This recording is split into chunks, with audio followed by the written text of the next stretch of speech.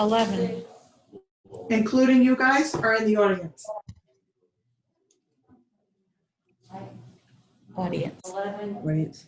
11 with us is more. Right. So I'll scroll over down. Nice ceilings at Barbara. 16 so far. 17. Those are hand signals, Cheryl. They are. Can you? Yeah, I'm reading them pretty well. Yeah. 17.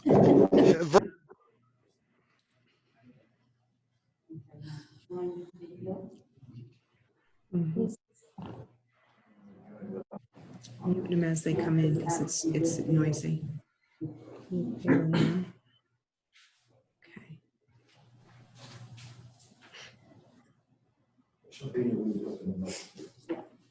Okay, Joe, Carrie, Chris, don't here they come now.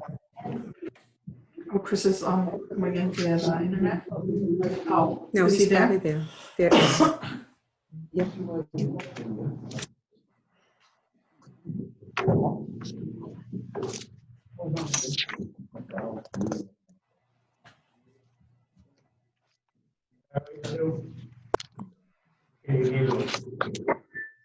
Oh, that's why you better talking to the mic. No, Stoney, better talking to the mic. Where is Stone? Right there. You're not supposed to be. Join with You're not audio. supposed to be. As long as you didn't join with audio, you shouldn't be muted on your computer. Okay? You should not be muted. Yes, No, it's all set. no. Stoney, come look at mine. No. Not with audio. Right. Okay. If 15 you so should far. muted, they're not going to hear you unless you speak in the video. In the right. I know. I went through it this morning, but Yeah, because this is what I did. Can you hear Tony? This is Barbara. I don't know. doesn't have to go.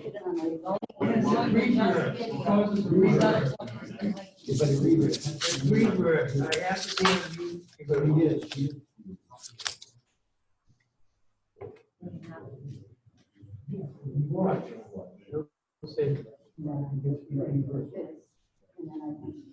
There's none with mine. I'm unmuted, but they can't hear me because I didn't join with audio. I can hear you. Oh, from the microphone, right? Going through Denise's computer. Right. Sue? I just got a message. I just got a message about my father. He's in the hospital. I just got to go make a phone call. Absolutely. I'm so sorry. Yep.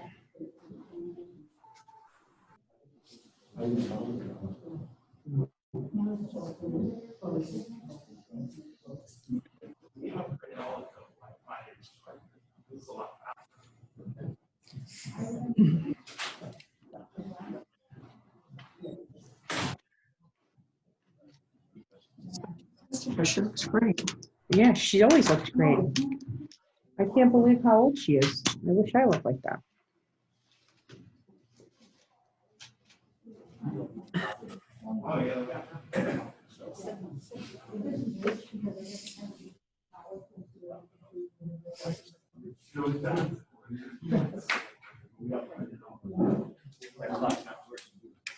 No, I thought it was 10 of. I passed. Have we heard from Heidi? Her father, she's just going to make a phone call. Her father's in the hospital. Oh, is that what? He had to step away and make a call, so her dad's in the So hospital. is she coming here or is she staying on He's Zoom? staying home on Zoom. Okay. All right, then I'm going to call the meeting to order. Okay. To call the Worcester Town Council hybrid meeting to order. If everyone would please stand to pledge the flag, which is over here in the corner. We can do it like right here. Allegiance to the flag of the United States and to the republic for which it stands, one nation, under God, indivisible, with liberty and justice for all. I would also like a moment of silence for Joanne Law. She was a dispatcher in Foster and passed away a couple of weeks ago. She worked for the town for over 30 years.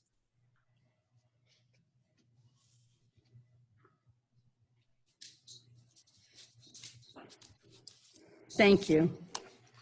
Public comment.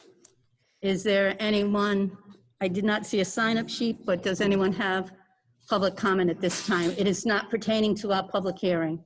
This is just anything else.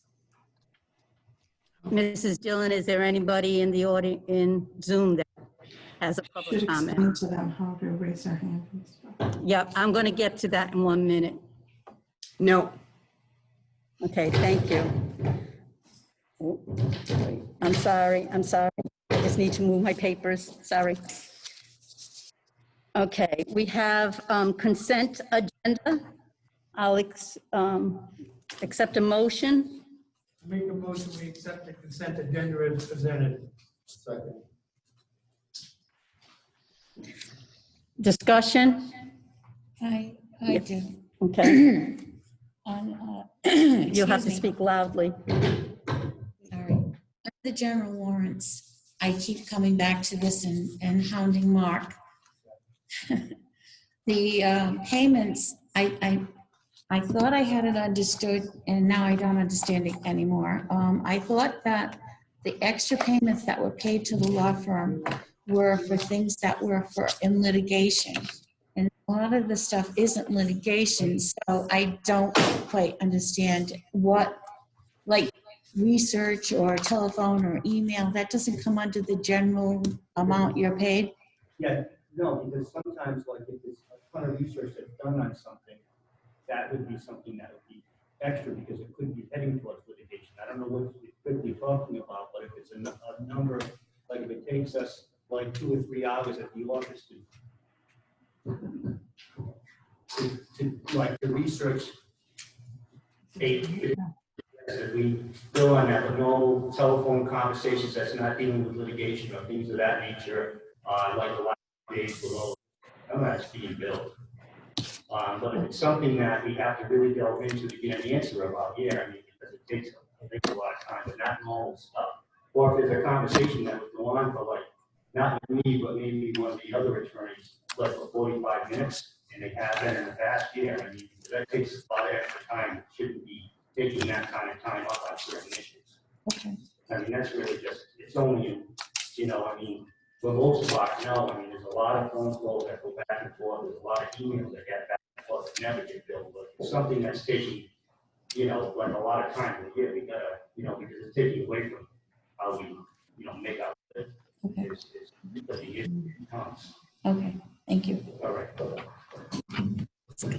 Was that good, Mrs. Dillon? Could you hear both? I couldn't hear Mark too good. That's why I was trying to, We brought the his microphone closer to him, hoping that will help. okay, So good. I couldn't tell who was just speaking. I think it was Mark Yeah. Turgey, but could you confirm that? Yes, it was Mark Torgy. Thank you. So I will, we'll take our vote for consent agenda. Any other further discussion? Hearing none, all in favor? Mrs. Dillon? Chris Stone, Aye. Bob Moreau. Aye. He's not on camera. Where is he? Can you vote if he's not on? It is updated. Okay. His computer is updating. Heidi Rogers. She's not here, sorry. Cheryl Hawes, Aye. Denise DeFranco. Aye. So now that we're at the public hearing portion, I will make a couple of announcements. We'll start with the council. As there are many people joining this meeting by telephone or without video capability, please identify yourself when speaking, when making or seconding a motion. Make sure you identify yourself. Participants, you need to express, if you are expressing inappropriate behavior or being disruptive, you may be removed from the meeting. Those that are on Zoom, To raise your hand on a laptop, press Alt-Y or click the Participants tab and raise your hand button will be in the bottom right. To raise your hand on a tablet, click on the More tab and click Raise Your Hands. On a smartphone, you should see a raise hand icon. On a landline, press 9 to raise your hands. Recognized by name or phone number, you can unmute yourself either by pressing the button in the app, which is generally located in the bottom left corner of your screen, or by dialing *6 when calling in by phone. When addressing the council, please begin by stating your name and address for the record. When you are finished speaking, please mute yourself. The people that are here at Paine School, you need to come to the center microphone. You need to speak with your mask on. You need to speak loudly and clearly so that everyone can hear you, including those on Zoom. You will need to state your name and address. That being said, I will open the public hearing. We will take each item, each article, one by one. I will open the meeting. We will have discussion. I will close the meeting and the council will vote on the particular item. The first 17 we will be able to discuss at this tonight. We will be having a second meeting on Monday night. It will be a Zoom meeting to discuss, to vote on the final 16. That's where we stand. So I'm going to open the public hearing at this time for Article 2, Town Council, Section 2.01, Composition, Election, and Terms. So in that, I don't know if you have a copy of it. We all have copies. There, I'm talking about the people in the audience. Oh. So it slashes out 2 years to 4 years and states at the 2022 election, the 2 candidates who, among the 5 winning candidates, receive the most votes shall be elected to serve for terms of 4 years. And the 3 candidates who, among the 5 winning candidates, receive the fewest votes shall be elected to serve for terms of 2 years. At the 2024 election, and every 4th year thereafter, 3 members shall be elected to serve the terms of 4 years and thereafter until their successors are elected and qualified. And at the 2026 election and every 4th year thereafter, 2 members shall be elected to serve 4-year terms and thereafter until their successors are elected and qualified. That being said, I will open it up to the people at Paine School first. If you have any comments on this particular article, I'd ask that you come to the center microphone, state your name and address. This is the microphones right here.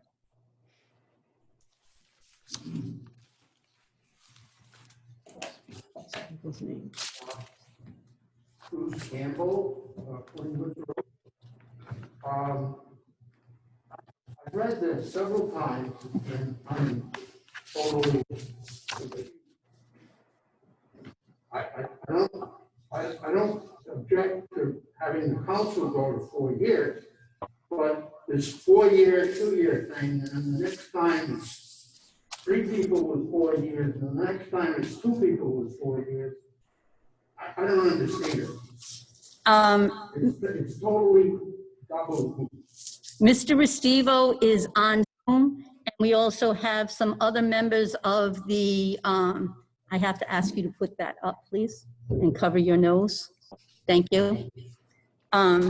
We have some other members of the Charter Review Committee that are here that might be able to answer it. Mr. Restivo, were you able to hear the question? It's regarding this first one. Could you hear?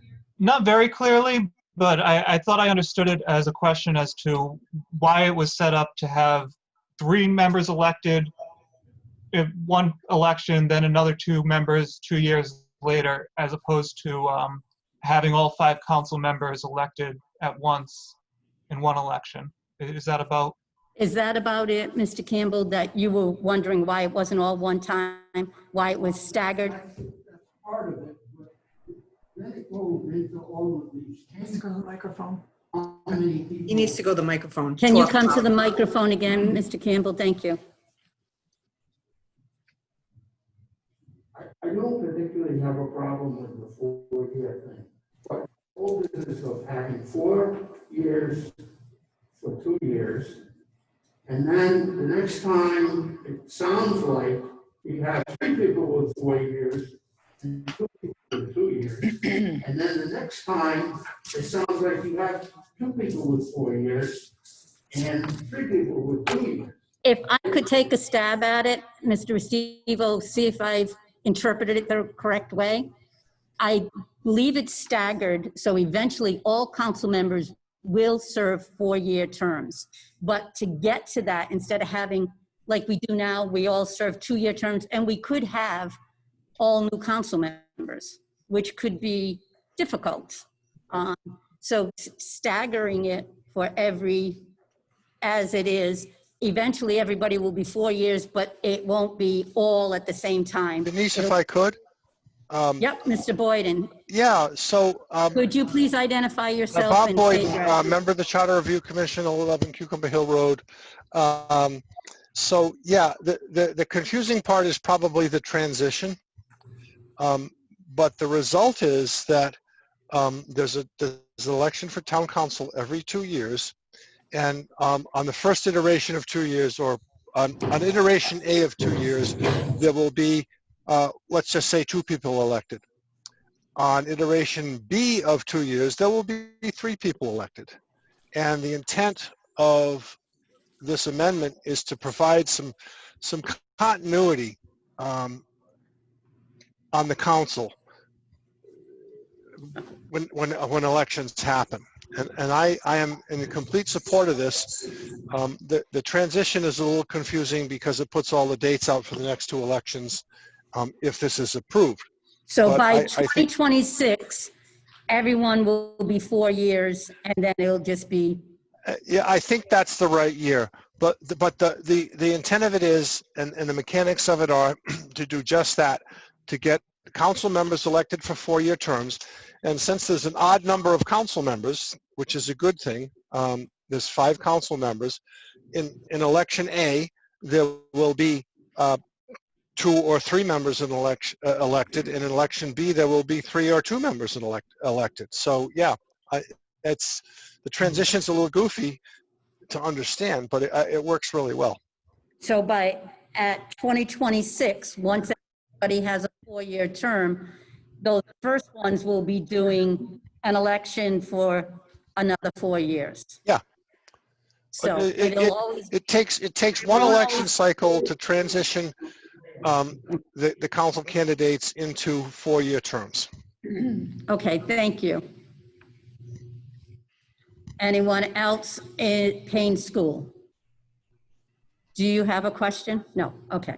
Anyone from Zoom that has a question? Not at this time. Thank you. At this time, then, I'm going to close this article of the public hearing, and I will accept a motion or discussion from the council. I think Mr. Campbell's right. Thank you. I believe Mr. Campbell's right. I know the intent of this, but I think it needs to be reworded or reworked before it would go to being voted on to make it a little clearer. I think it could happen, but this way leaves a lot to for Where's people. all that noise? It's Me. because she's holding the microphone. She's holding the microphone instead of leaving it down on the table. I'm sorry, but it was near you and I can't reach over there on you. Did you hear me? Yes. Oh, okay. Okay, so any further discussion? So right now, it's stating that, Ms. Hoare states that it is confusing and maybe it needs some clarification. Our concern is that our clarification has to be achieved for it to go to the state on August 5th. Oh. Yes. Restivo Yeah. has a question. Mr. Restivo, can you state your name and address, please? Sure, John Restivo at 27 Mill Road. I would say that what we used as the template for this language was the provision that was used for the school committee through the last round of charter review changes. That did manage to get implemented, I think, with minimal confusion. And Mr. Marr is here and he's shaking his head yes. So as confusing as it is, I think people get the idea. And I think the large thing is that it's 4 years. Okay, I just want to make sure. Yeah, everybody I understands it, understand. Is there, and what we could also do is, once we get it to the state for the 5th, we can certainly send out, because it won't be voted on until November, so we can certainly work on not changing the language, but a better explanation of it, so people will know when they vote on it, whether they want to vote yes or no. Denise? That's a good idea. It was suggested by Kevin Donovan that perhaps using a chart to explain it. Mr. Boyden. Yeah, I get it that it's a technical thing, but we had an attorney and a whole bunch of people on this Charter Review Commission that spent a lot of time working through this, and I get it that charters and statutes and laws are not always easy to understand, but this is pretty well vetted, and I hope this meeting doesn't become a wordsmith. A vetting of, Yeah. is this easy to see for the masses? Right. If it does, I'm going to just drop out, because that's not where we're at here.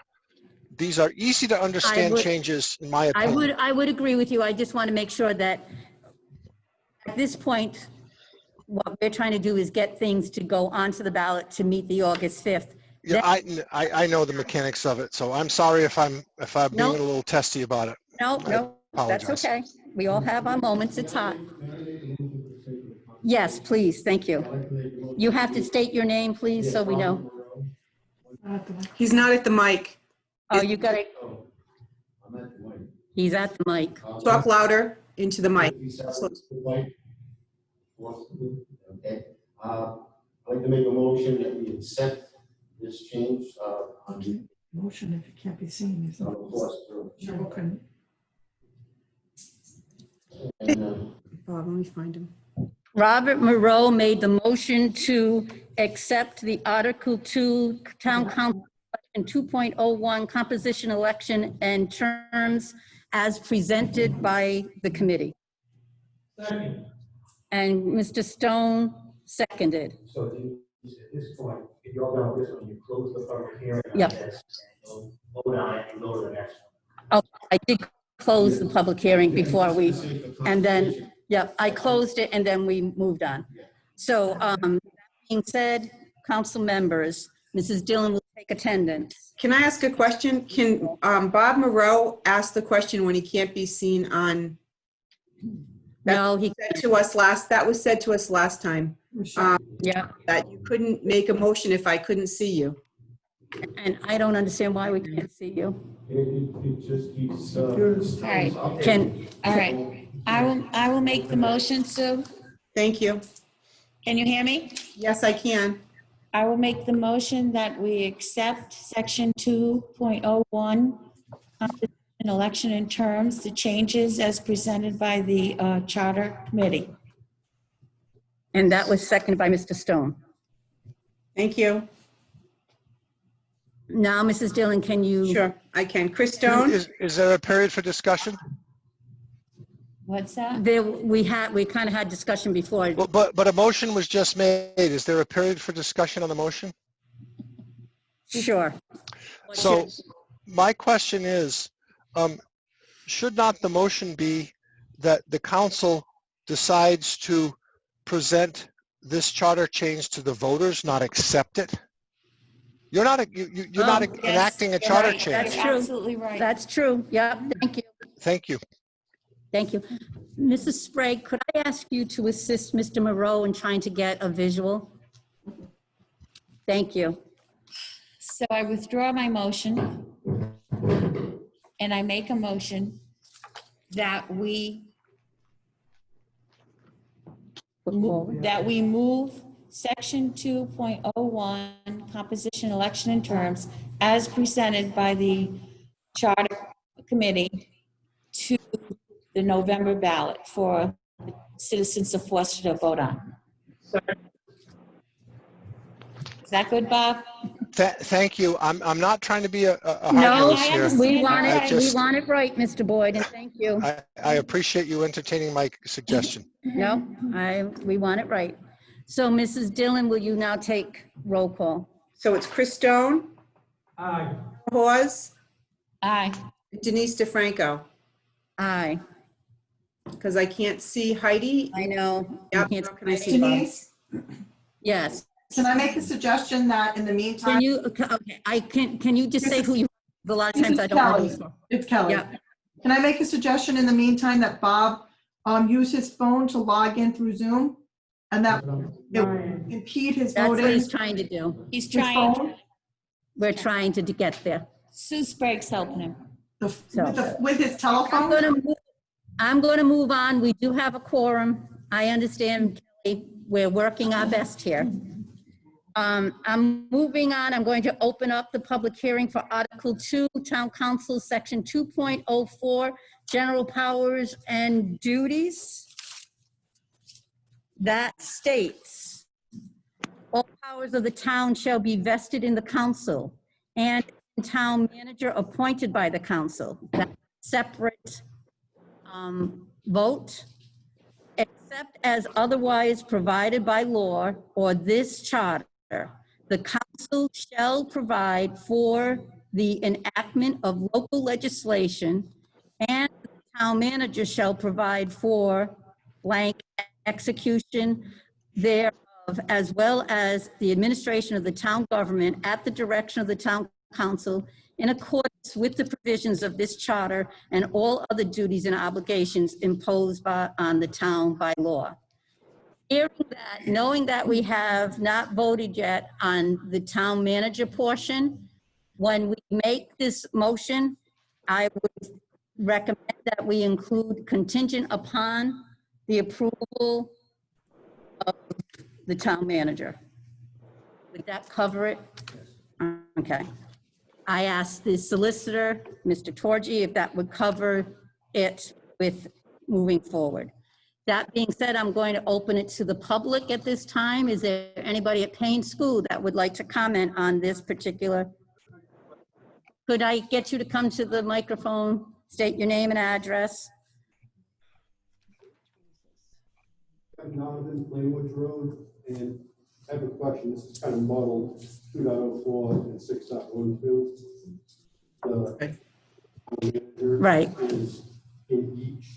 Will the final decision be made when we discuss section 6.12? Yes, well, that's why I recommended that when we make a motion that we say contingent upon the approval of moving forward the town manager. So 2.04 effectively moved until we move to 6.12.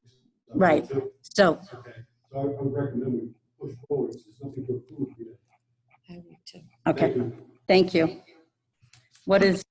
Is there any other discussion? Yes, What was recommended is that because it does mention the town manager, and we have not gotten to that point, that we wait and come back to this particular article. Any further discussion? Amita Rodman would like to say something. She's on Zoom. Hi, can you hear me? Susan? Yes, can you state your name and address, Amita? Certainly. Amita Rodman, Tucker Hollow Road, 27 Tucker Hollow. I have a general overall question, either of council or of you, Denise. Yep. Is it a requirement that the council go through each of the charter commission recommendations in order to place it on the ballot? Or is it Yes. possible? Okay, so it's not possible for the council to say, we will place it all on the ballot because the commission did, spent a year No, on it. we need to address each one individually, Amita. Okay, thank you. You're welcome. Thank you.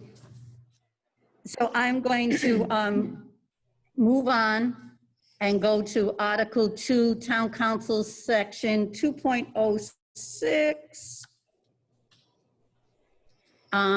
where it says vacancies, forfeiture of office, filling vacancies.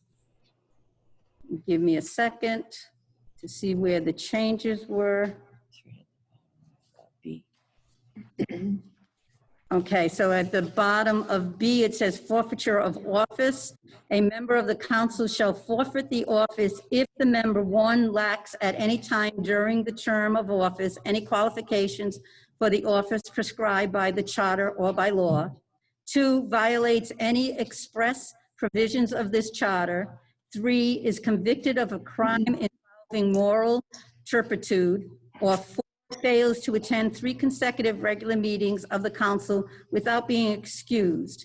And then I believe the change is where it says Rhode Island Constitution article, and it's changed from 2 to Article 3, section from 3 to 2. So it's a change in the article numbers according to the Rhode Island Constitution. That being said, any discussion at Paine School? Seeing none. Any discussion at Zoom? One moment.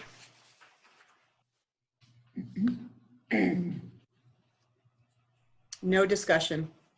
I will accept a motion. I will close. John Restivo, sorry, John, just saw it. Oh, come on. I was just going to say that John? this was one in a series of edits that are in throughout the charter that just corrected typos and made minor Yeah. fixes. This isn't a sub. And I will say that when we were, when I was talking to the solicitor, these are one of those things that we do not need to vote on. It does not have to go to the. So I don't think so. I'm agreeable with John. A lot of these are just, to me, it's errors. They don't change the body of the actual charter itself. This is just, I'm presuming what happened here, and John can correct me if I'm wrong, that they listed the wrong article and section of the Rhode Island Constitution originally, and now he's just, the Charter Review Commission is just correcting that. Is that accurate, John? That's correct, yep. Can we put them all together? Well, what happens now is, and I got some clarification on that, is that any of those typos or removed transition provisions that were no longer relevant, the he, she, they, and that type of thing, we do not need to put on the ballot. Denise, I would agree with your and Mark's assessment of that. And it's my fault to some degree, and John's to some degree. I said, let's take the gender stuff out of the charter, which I've been criticized for by some people that have read it, but I think it's the right thing to do. And it was it was a word search and a grammatical exercise, but it doesn't change in any way. It doesn't change in any way what the charter does for the community. So Right. yeah, we shouldn't have to worry about those. It's semantics or grammatics, for the 21st century. So there are actually 17, 16, there are actually 33 changes or recommendations. And in fact, there are 10 that we need to vote on. So yeah, John's laughing, and because it was a big exercise in searching the charter for these words, and he, she, or it, maybe, I don't know, but yeah. So keeping that in mind, there might be some that we move very quickly on, and this one, I believe, is one of those. Do we need to take a council vote on it, or can we just? I think you can probably take them all together and take one vote. Well, our problem is now some of them we can do tonight and some of them we can't. Just take the ones you can do tonight. Okay. Do the rest. So that one in particular, we can vote on now. My other concern is that if you had all of these on the ballot, people would get bored. Right. Probably wouldn't even look at this stuff. Right. That's what happened the last That's time. what happened the Way last too time. voluminous, and it'll just blow it up. Yeah. And all your important stuff is just going to get brushed to the side. Right. So this is just a clerical change, if you will, changing it from Rhode Island Constitution Article 2 to Article 3, Section 3 to Section 2. Pleasure of the council. Can we just make that motion and We make them at the end. can we make it at the end? Sure. If we check them off, we'll just Yep. do them all again. So we can do those all at the end. Let me just start making a list. This is Article 2.06. Just give me a moment, please. Article 2. Okay, so then the next one, I'm going to continue with the public hearing being opened, which is the Article 2, Town Council, Section 2.16, Town Employees. This is the same thing. This is the same thing. What it is changing his or her to such department head sole discretion. So I will add that to our list for Article 2, Section 2.16. Moving on, we'll go to Article 3, Moderator, Section 3.03, Financial Town Meeting. And our public hearing is still open. There are several changes here. I'll just read through it and we can determine whether or not it can be added to our list. Section 3.03, Financial Town Meeting. The moderator shall preside at all financial town meetings and shall have the power to conduct, manage, and regulate the business of each meeting conforming to law and Article 10, Section 10.02 herein, and shall maintain peace and good order therein. If any person shall, and it currently says conduct himself or herself, that's slashed and replaced with act in a disorderly manner in any town meeting. So now it would say, if any person shall act in a disorderly manner in any town meeting, the moderator may order him or her is slashed and such person to withdraw from the meeting, and on refusal may order any police officer or any constable present or any other person to take, and again, him or her slash that person from the meeting and confine him or her slashed to be confined in some convenient place until the meeting shall be adjourned. And the person so refusing to withdraw shall for each offense be fined not exceeding $20. The moderator shall have such other duties and powers as shall pertain to the office. Again, this is a changing of he, she to a neuter general. So I'm going to add that to ours, and that is Article 3. And it's Section 3.03. Okay, thank you. So now we're going to move on to Article 4, Town Clerk, Section 4.01, Election. And keeping in mind that our public hearing is still open, and it's 4.01, election. There shall be a town clerk who shall be elected at, and it currently says each, we slashed out each and put a general election for a term of 2 is slashed 4 years or until a successor is elected and qualified. The term of office shall start on the first Thursday after the first Monday in December, even numbered years. So there are two things here. One, we do not need to really address. It's changing it from each to a. And then, but the one that we do need to discuss is changing the term from 2 years to 4 years. I will open it up to the public at Paine School. Is there, yes, Mrs. Ryder, could you come front? Thank you. Ryder Burgess Road. I'm just wondering, is there? Can you speak louder? Okay, is there a mechanism to make this move through the previous change where we go from 2 years to 4 years? If that doesn't fly, this just automatically becomes moot? Oh, I see what Is you're, there a, oh, yeah, because we're voting on, right, what's contingent upon the other? right. So I didn't know. No, not necessarily. Council and, you're talking about the council and the clerk? Or you're talking about the word and the 2 For a year? term of 4 years. Yes. But you're referring to the council. Okay, that's right, I was referring to so the town clerk and the council do not necessarily have to go. Right.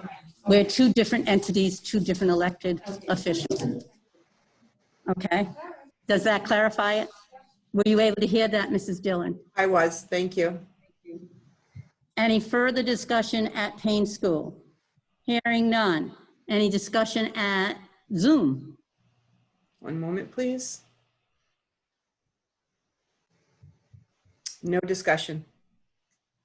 I will close the public hearing and I will open it to the council for discussion, a motion and discussion regarding changing it from a 2-year to a 4-year term and moving that forward to the ballot in November. Motion, we move this forward to go on the ballot. Second that. Okay, so that Mr. Stone made the motion and Mr. Moreau seconded. Any further discussion from the council? Hearing none. Mrs. Dillon? Chris Stone? Aye. Bob Boyden? Oh, Bob Boyden. Bob Moreau? I don't vote. I know. No. Bob Moreau? Aye. Heidi Rogers? Aye. Cheryl Hawes? Aye. Mr. Franco? Aye. Thank you. Okay, moving on to Article 4, Section 4.04, which is powers and duties. It states the town clerk shall be the clerk of the financial town meeting, clerk of the town council, clerk of the board of canvassers, clerk of the probate court, and recorder of deeds. It currently states the town clerk shall also be the director of the Department of Administration. That has been slashed. It shall be the duty of the town clerk to, and it's A, make a permanent record of all proceedings and certified by, and this is a he or she, the town clerk's signature, all actions of the aforesaid bodies. Then it moves down to Section E, which states, as director of the Department of Administration, and it's slashed, to begin with, that sentence paragraph would now begin with, the town clerk shall be responsible for, and it lists the various things. And then there's one more where it says the he, she, to the. So there's a couple that do not need to be voted on, but that can be added to our list. But I would entertain a motion to accept all of them or move all of it forward. We already did the first one. We did the first one, but it's a second listing on the agenda. So we had Article 4, Town Clerk, Section 4.01, election. Now we're at Article 4, Town Clerk, Section 4.04, powers and duties. Okay. I would just like to ask a question, Cheryl Hood. Why did they feel it necessary to change the title of the town clerk? The question is, why was there a need to change the director of the Department of Administration? Why was it to delete that? John Restivo has a question. John Restivo has a question. I was hoping he'd have an answer. Well, he has maybe an answer to the question. Thank you. So that was because we didn't find any other references to the Department of Administration in the charter. The Public Works Department is talked about, you know, a couple other departments, but the Department of Administration, I don't think that's a thing. It's not a position or, okay. So that was the reason why they felt that it was not a position. There was no need to have it Correct. So is that one of the things we can add to the list? Okay. We're going to add that to the list. So that's Article 4 and Section 4.04. Okay, yes, there were some questions here. Go ahead, Mr. Campbell. Bruce Campbell, 20 Woods Road. When I read this, I got the impression that the quote town manager, if he ever exists, would be taking some duties away from the town clerk. So maybe that is tied to this Department of Administration. I don't know. That's a good point. Thank you. Did you hear that, Mr. Restivo? I did, yes. And that wasn't, so the town manager is considered in that section labeled the head of the administrative branch, but not technically the head of a administrative department, which again, we didn't think the town actually had a administrative department. So that's why that change was made. It was, I'm going to repeat it, Mr. Restivo, because the people at Paine are having a difficult time hearing it. That it was felt that it was not the same position as a town manager. The title Director of Department of Administration would not be the title for a town manager, or they're not interchangeable. Is that correct, Mr. Restivo? Yeah, there basically is no Department of Administration in the town.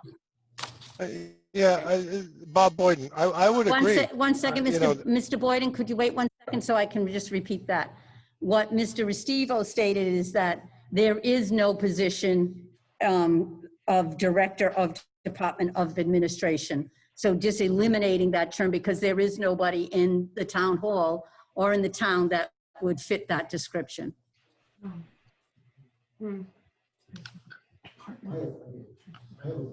One minute, we still have a what?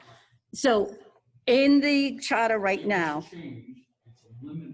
right. Who's talking? Mr. Dillon is talking. I will ask him to come to the front. Yes, and please. Thank you. Could you please, I didn't know who it was myself.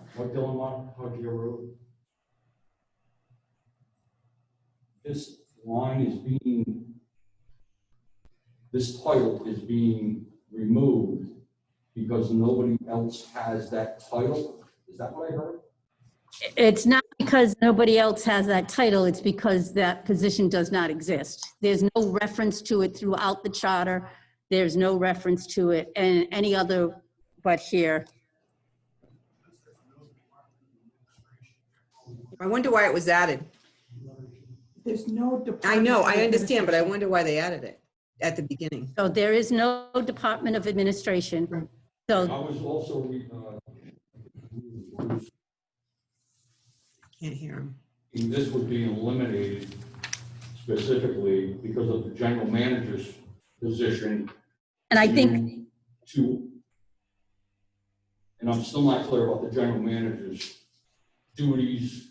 the town manager duties, yeah. Town manager's duties. Right. I'm not sure of that. Questions on that too, but I assume that because you were trying to do a town manager deal. I think from listening to Mr. You would take away administrative.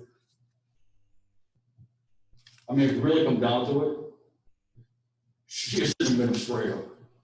Okay, Based on duties, I mean, you're taking it's basically eliminating, I guess, you're saying it's just eliminating it. I'm not saying it. This was a recommendation by the committee. Well, I'm saying, I'm not referring to it. Okay. Well, Yep. But I think what I'm being told, hearing from Mr. Restivo, is that the town manager and the director of the Department of Administration are not intertwined. They are not the same position. They're totally different. And that when we get to the town manager portion, this is just removing that wording from the powers and duties of the clerk.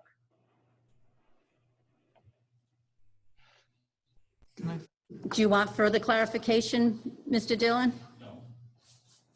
Mrs. Ryder, could you please come forward? And then Mr. Boyd and I will recognize you.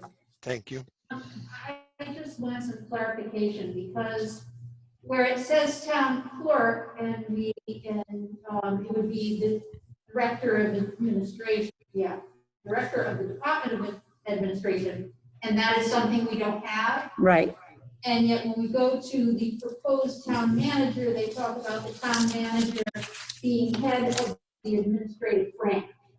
Now, what's the difference if we don't have, what is the administrative branch?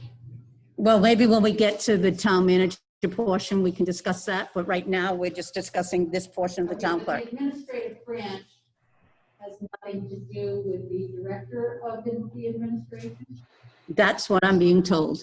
Okay. Mr. Boyden, would you like to clarify further? I don't know if I can, but I'll try. The administrative branch is a concept. It's not a chartered position or chartered entity.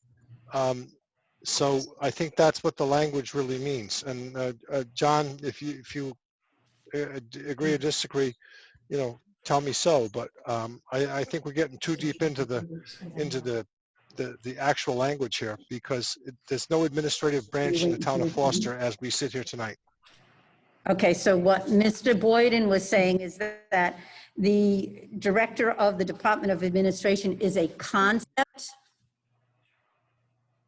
Mr. Dillon is back at the mic. Mike Dillon on Medgar Road. Again, the way I'm reading this is you're stripping a title. That means nothing. But in a nutshell, if you read the duties of the clerk, you read the duties of the clerk, she pretty much is a director of administration. There's 6 people that work in the town hall. Thank you. She oversees all. Thank you. Doesn't that fall under the description of administrator? Or does it fall under the description of the town clerk? I'm just playing devil's advocate Well, here. it can't fall under the definition of an administrator because the charter has no administrator in it. So you can't fabricate that for conversation. Then how did it end up here? We don't know. Thank you, Mr. Dillon. We will take that into consideration. Any further questions from Paine School or Zoom? Hearing none, I'm going to close this portion of the public hearing. And I'm going to the council next. I knew you were there, Miss. So now I'm opening it up to the council. If there's discussion. I just want to make it clear so that everybody understands, and this is my interpretation of what's been said by John Restivo, Bob Boyden, that this is not taking anything away from the town clerk because all the duties still remain the same. It is just a title that somebody stuck in there and doesn't really make a difference to what she's doing. It's not taking anything away from her. She's still performing all the same duties. She's still the town clerk. She's still elected, and she's still the boss. Hey, Cheryl? Yes. It's not she. It's not she, it's that person. You're right, Bob. The person. Sorry, I'm probably the most conservative person on this meeting, but No, you're right. I'm on board with that. So I'm referring to a person right now, and I shouldn't have, but you're right. So, am I right in my assessment? For clarification? Yes, it would not take any powers away from the clerk. It would just remove that. It's almost redundant is what I'm getting. Only in that section. Right. Okay. Oh. Okay. Sorry. Thank you. Yep.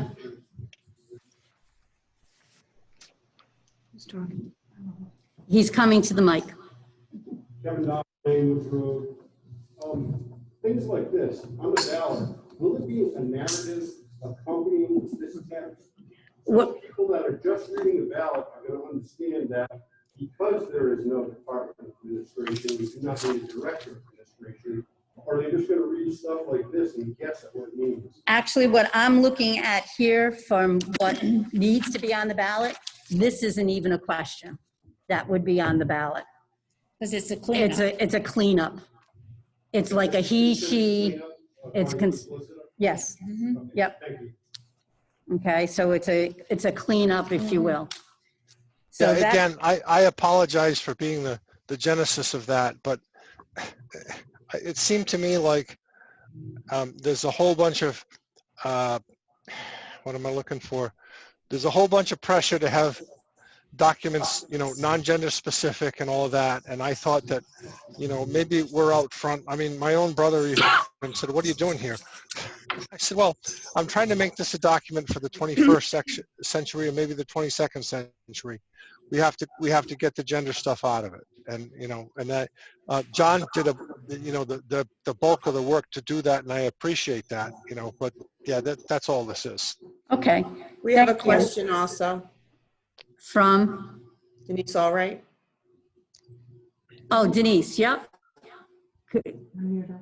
One moment. So Denise, if you would just state your name and address, please. Denise Arrighi, 37 Balcom Road.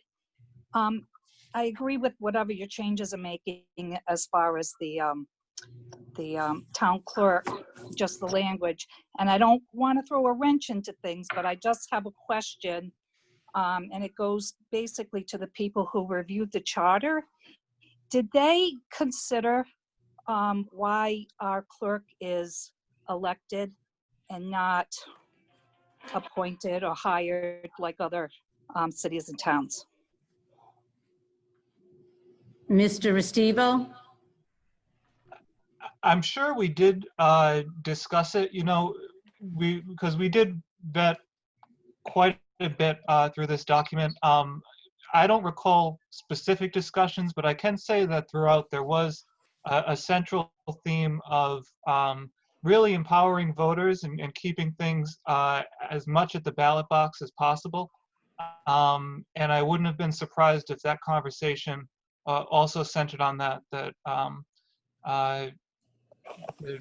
having a democratically elected clerk was not a bad thing. This is Bob Boyden, member of the Charter Review Commission. John is absolutely correct.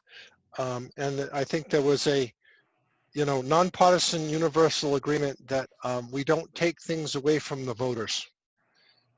We let the voters decide on what they want. And that's intertwined with the discussion about is the town clerk's term 2 years or 4 years.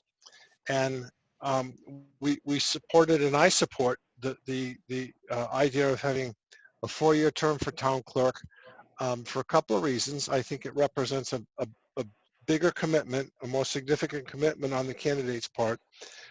I wish that we could have staggered town clerks, but we only have one town clerk and we only need one town clerk. So yeah, I think it belongs to the voters, not to the council. And yeah, I think a 4-year term is a good thing. Thank you. Does that answer your question, Denise? Yes, it does. I just want to know if it was considered or discussed. Always. Thank you. Always comes up. Thank you. So I'm going to open the public hearing back up to Article 5, School Committee, Section 5.01, Membership Term, Office and Vacancies. I've added that one particular one that we had quite a lengthy discussion on to my list of one that we can motion all together. So the 5.01 Membership Term of Office and Vacancies states, and I think this might be a cleanup one, is there shall be a school committee consisting of 3 members who shall be elected to serve staggered 4-year terms. Currently, it says in the November 2018 general election, the 2 candidates receiving the greatest number of votes will be designated members 1 and 2. Each will serve 4 terms, 4 terms. The third member elected will serve a 2-year term. In 2020, there will be an election for a 4-year term for member 3 in the general election and held thereafter. That is all deleted because come this election, they will be 4 years, but staggered, similar to what's being proposed for the council. So this is, again, another cleanup, if you will. So in every general election, 1 or 2 committee positions will be open for election/re-election on an alternating schedule. And that was, so this is just a cleanup so that right now in November, everyone will be serving a 4-year term, but staggered. Yeah, that's just getting language out of the charter that doesn't need to be Right. there. So I'm just going to add way to put that up the to our document. list. And I'm going to move on to Article 6, Appointive Officers and Town Sergeant, Section 6.01, which I also think is just a cleanup. 6.01. Right. Yep, this is also one changing his, her to the. So I'm going to add that to our massive. Then moving on to 6.02, which is appointive officers, town sergeant, tax assessor. This is the same type of thing, changing it. Let's see.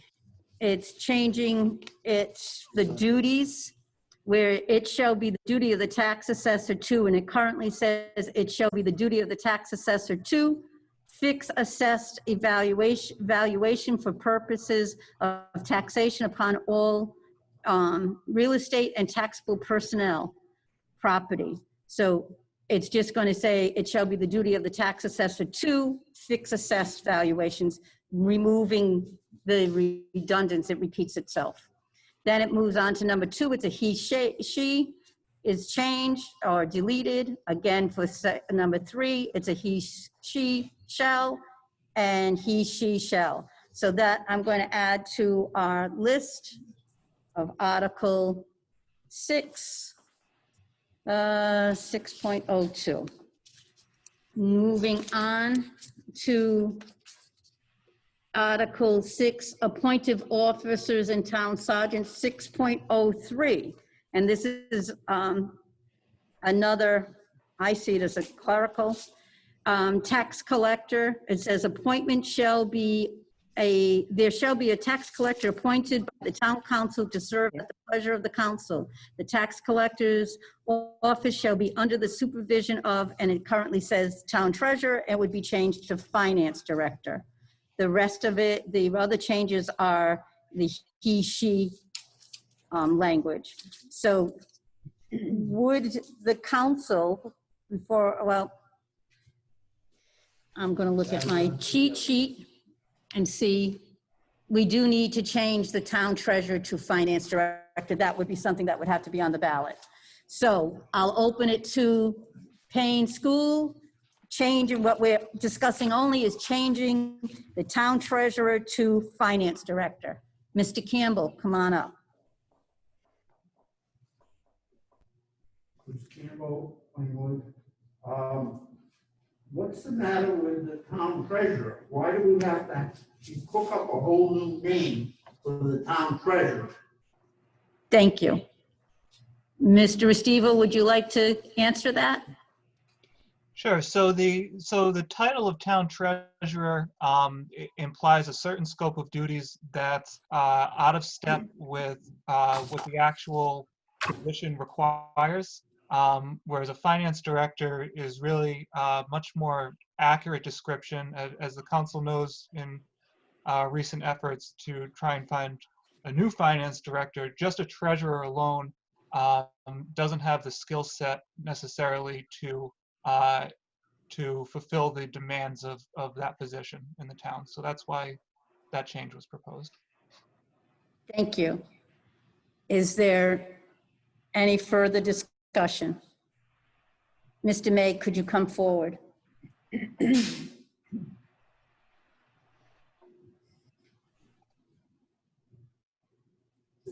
comment I Could you state your name and address loudly, please? Walter May, Anthony Road.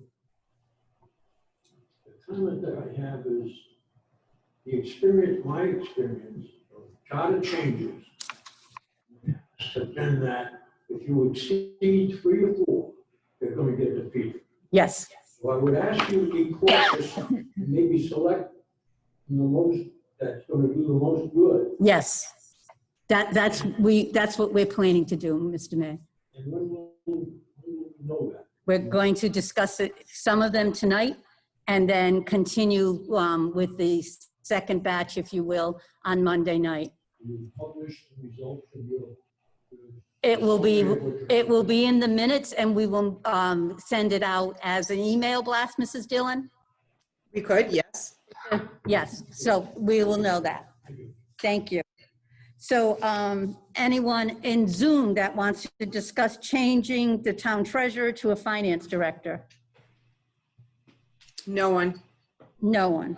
Yeah. I'm going to close that portion of the public hearing, and I'm going to request a motion from the council. You doing it? This is Article. I know what article it is. Okay. I'm looking to see. Walt is right. If we put a massive list on the ballot. Right. They're just going to. Right. There are 33 recommendations. Some of them are just he, she, which we don't have to put on the ballot. And that's what we're just making, but we do have to vote to make those changes. That's why I'm making the list here. But this one particular changing town treasurer to finance director is one that we need to put on the ballot. I'll make a motion to change the name or the title of town treasurer to finance director. Heidi Rogers has made the motion to change the terminology or title of town treasurer to finance director. Again, point of order. Put it to the November election. Point of order. The motion should not be to make the change. The motion should be to advance the question to the ballot. Okay. Heidi was, yeah. Heidi was Okay. not. Did somebody second Heidi was it? not present when this was made. Right. Right. Did somebody second that or no? No. Okay, so I will withdraw my motion. Thank you. And I will make a motion to advance the question of changing the title of town treasurer to finance director to the ballot. I'll second that. It was seconded by Mr. Moreau. Mrs. Dillon, any further discussion from the council? Mrs. Dillon? Chris Stone? Aye. Bob Moreau? Aye. Heidi Rogers? Aye. Cheryl Hawes? Aye. Mr. Franco? Aye. Thank you. Moving on to Article 6. And this is 6.04, sealer of weights and measures, and this does have to go on the ballot. Just to let, instead of reading everything, the sealer of weights and measures had been an appointed position in the town by the council, but we no longer have that position. The state now does the sealer of weights and measures. So it's no longer a position that is required by the town because it is fulfilled by the state. They're the ones that do it. I will open it up to the public. And Mrs. Ryder, you had your hand raised. Could you please come forward?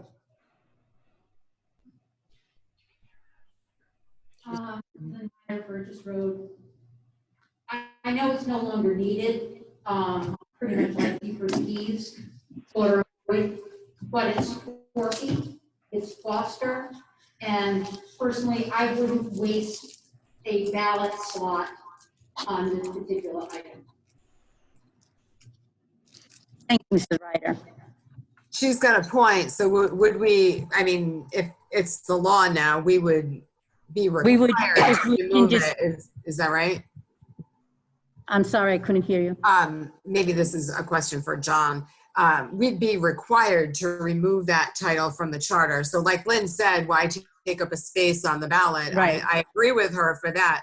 So is that something, John, that by law we would be required to remove from our charter? No, I'm looking at our solicitor, Mr. Torgy is here. and- Oh, okay, I'm sorry. I didn't see him. I He's don't not see on him Zoom. He's sitting to my right. Oh, okay, I'm sorry. I can't see him. Yep. He's saying, Just not, well, just need the position vacant.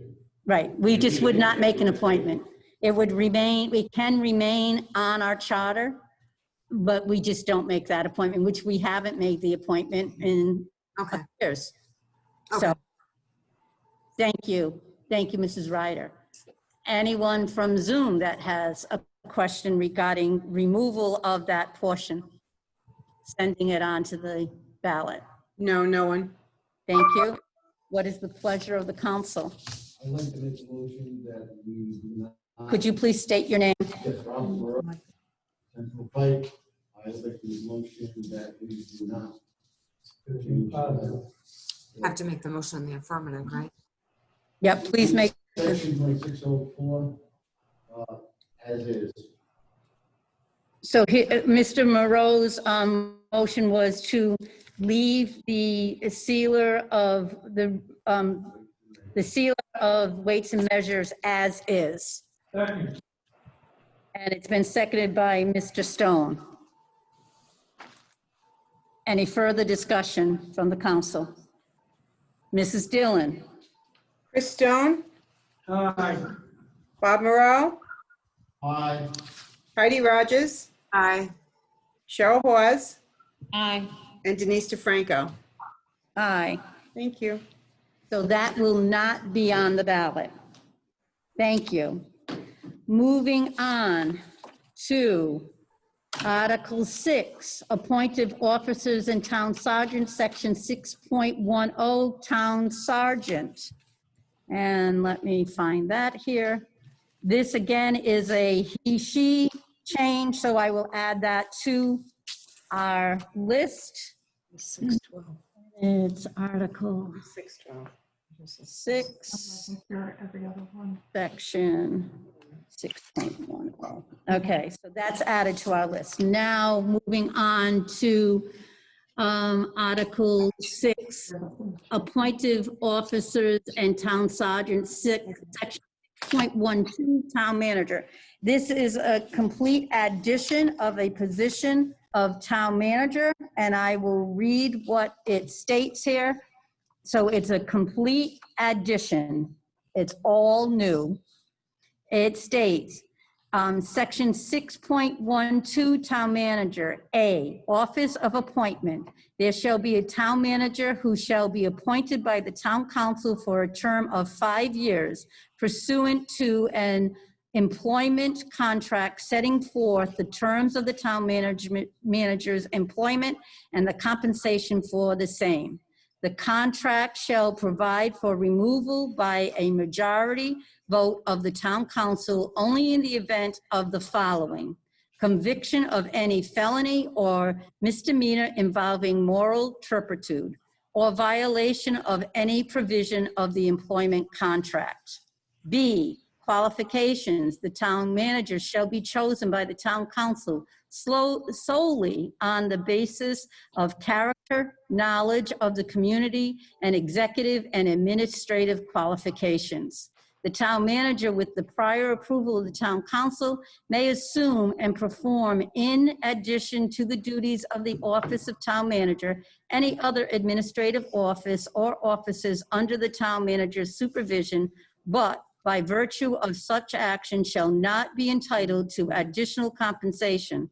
The town manager, with the prior approval of the town council, may assign the duties of 2 or more administrative offices to one person, or divide the duties of any office between 2 or 1 or more persons.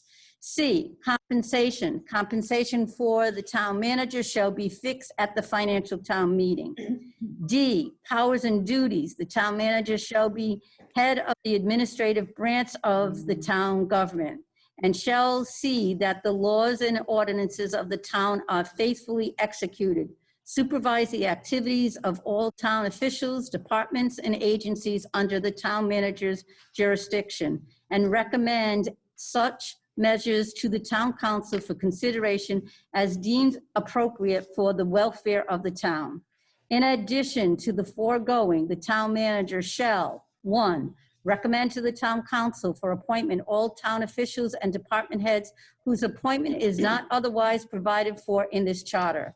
All other employees of the town shall be appointed, promoted, or dismissed by the town manager with concurrence of the cognizant department head and town council, or such other authority as this charter or the town council may provide. The town manager shall search for town citizens to fill vacancies on town boards and commissions and such other council appointments as set forth in this charter, and shall make recommendations for their appointments to the town council. 2, supervise and coordinate the development of the annual budgets of the town departments, review the annual budget requests for volunteer fire and rescue companies, prepare recommended rates of compensation for town office holders and employees. The town manager shall not recommend rates of compensation for the town manager position or members of the town council. 3, submit the annual budget recommendations as developed in 2 above to the town council and attend town council budget workshops, the public budget hearing, and the financial town meeting. 4, the town council may require the town manager to attend any regularly scheduled town council meetings as well as such other meetings as the council may require. 5, serve on all labor contract negotiation committees. 6, perform such other duties as may be prescribed by the charter or required of the town manager by the town council.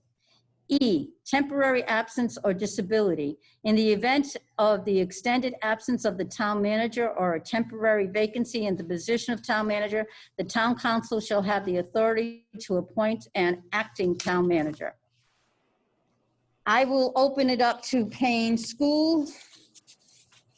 And we have several hands up. I'll start with Mrs. Moreau. She was first. If you could please come forward, state your name. Patty Monroe, Central Point. This position is absurd. First of all, it's taking away positions or people, things that they do in town hall and giving it to the town manager. The town manager, all you need here is character, according to this. No, I will, maybe I didn't say it loud enough. That's the way it reads. The town manager shall be chosen by the town council solely on the basis of character, knowledge of the community, Yeah. and execute and administrative qualifications. Right, so. Anybody can do that. Okay, but it's I not. have a lot of character. But I do want to make it clear that, yes, that is the first thing, but there are other things that are listed. Go right ahead. There are other things that are listed. Where did it say about the budget? He's not, that person is not going to be the one that's preparing the budget. It's only going to present the budget. The finance director will prepare the budget and do it properly. And then the town manager shall come to the council and say, yeah, I got the people to do. This is an absurd, and where's money coming from? Town manager has to be paid a lot of money. They're not gonna come in here for a measly $30,000. I mean, we can't even give the town hall employees raises, but we wanna put another position in. So that means no more raises for the town employees that do all the work.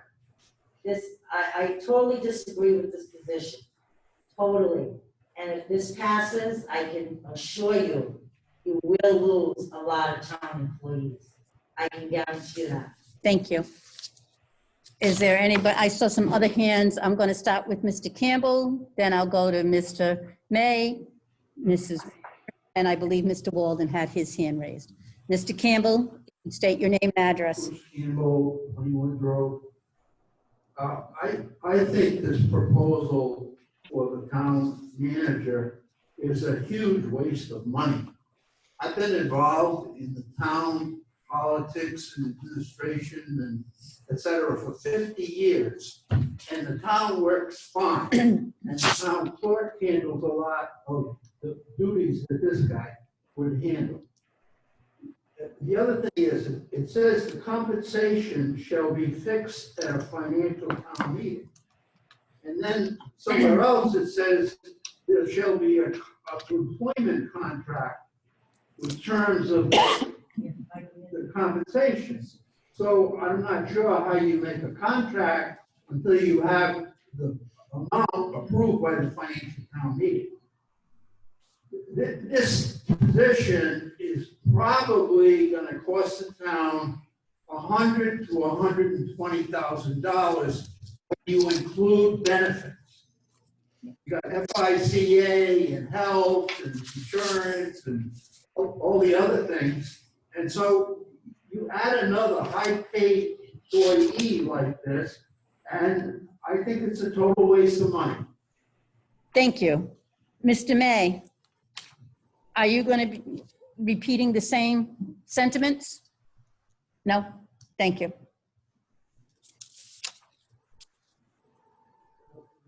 Anthony Road. Could you speak a little louder, please? Please. May Anthony Road. Can you hear me now? I can. It's not me, it's them. It's us. We can't hear you. One of the things that I would suggest, I'm not in favor of this thing, but I would think that we should also make more qualifications that the individual be an elector and a resident of the town of Worcester. Thank you. Mrs. Ryder.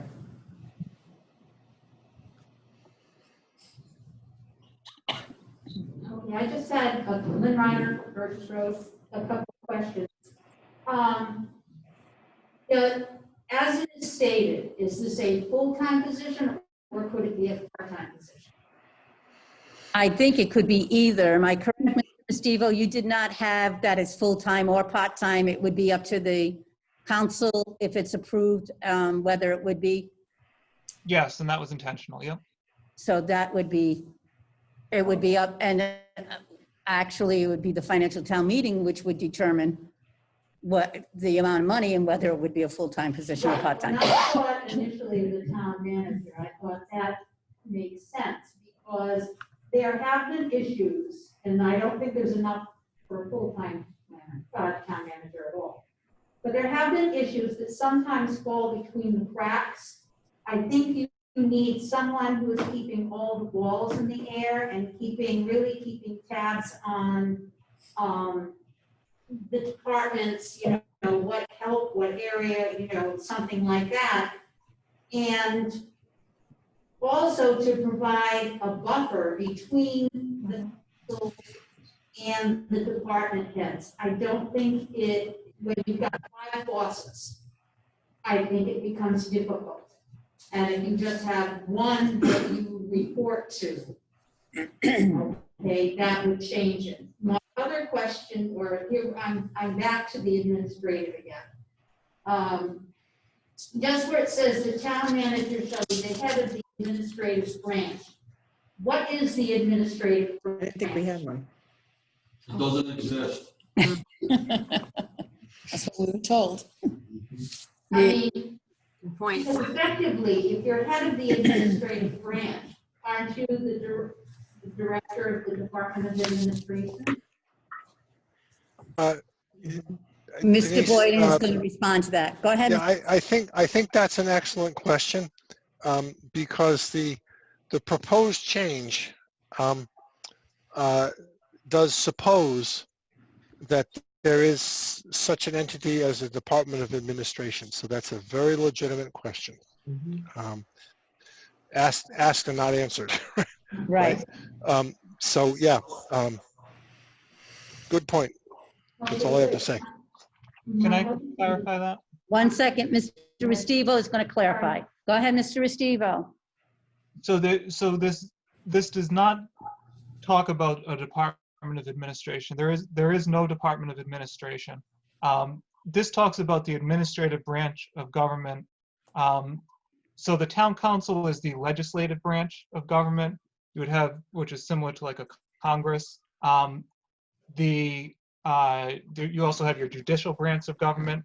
The administrative branch of government is like the executive branch. That would be like the president, or the person who actually implements the policies that are passed by the council.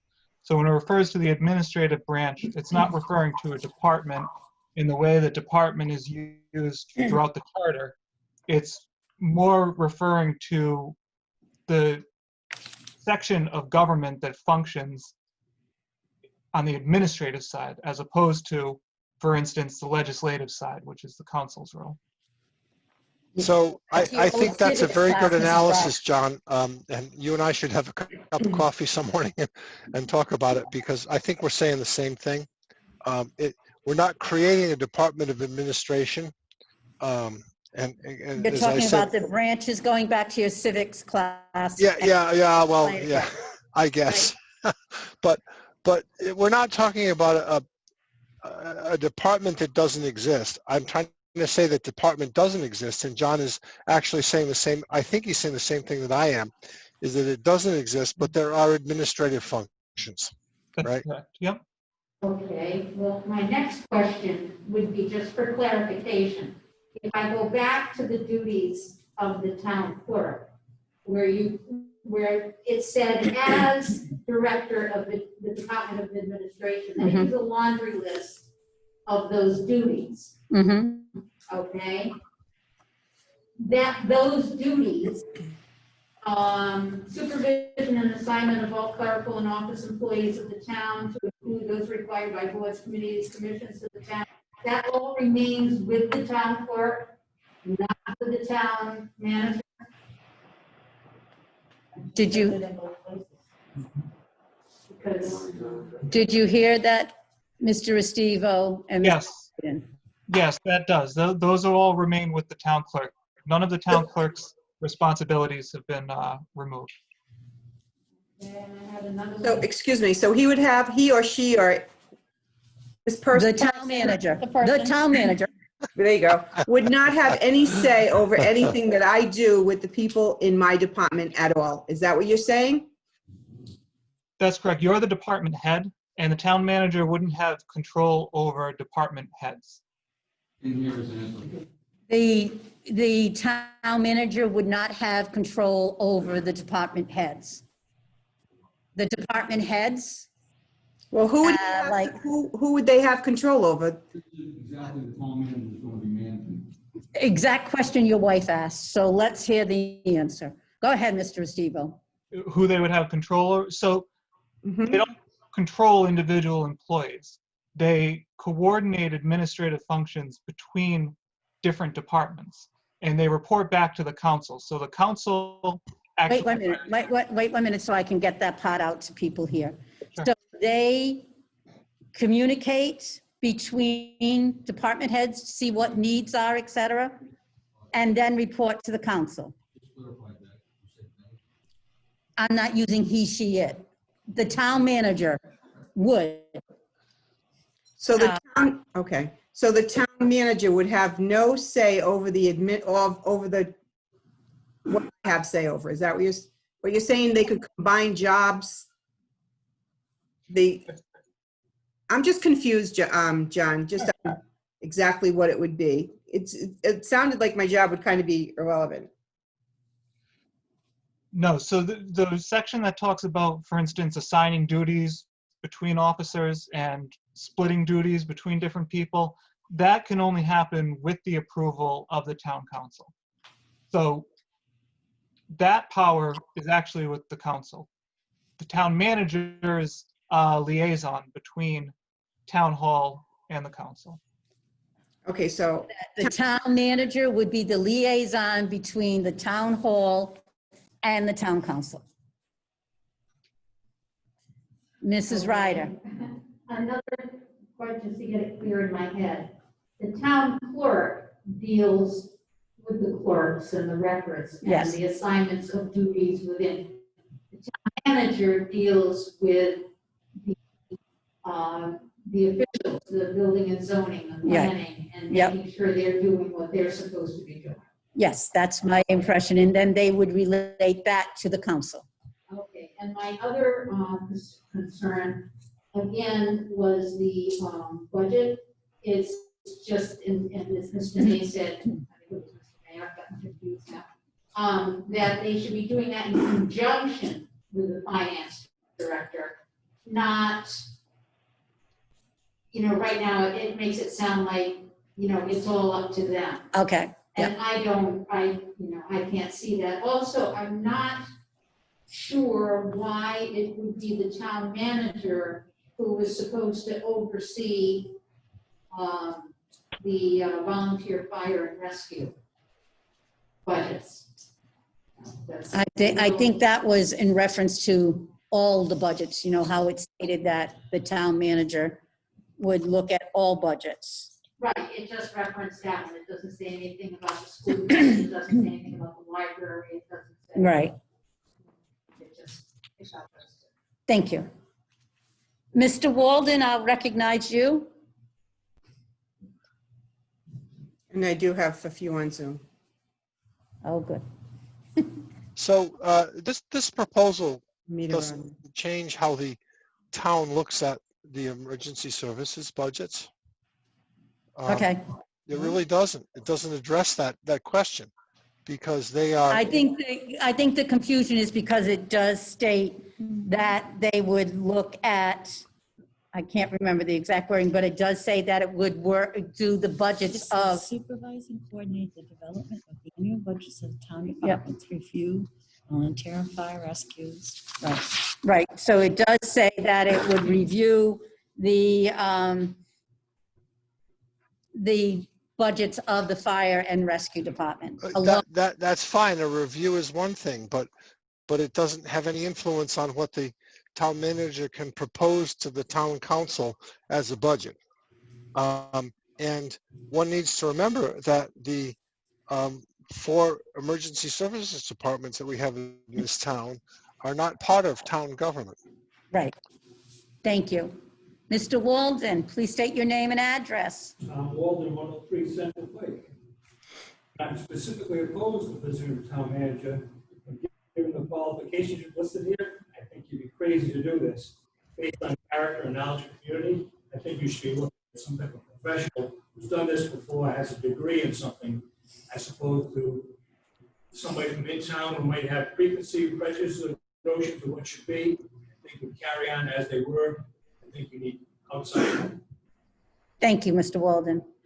I'm going to recognize people in Zoom now. Mrs. Dillon. Anita Rodman?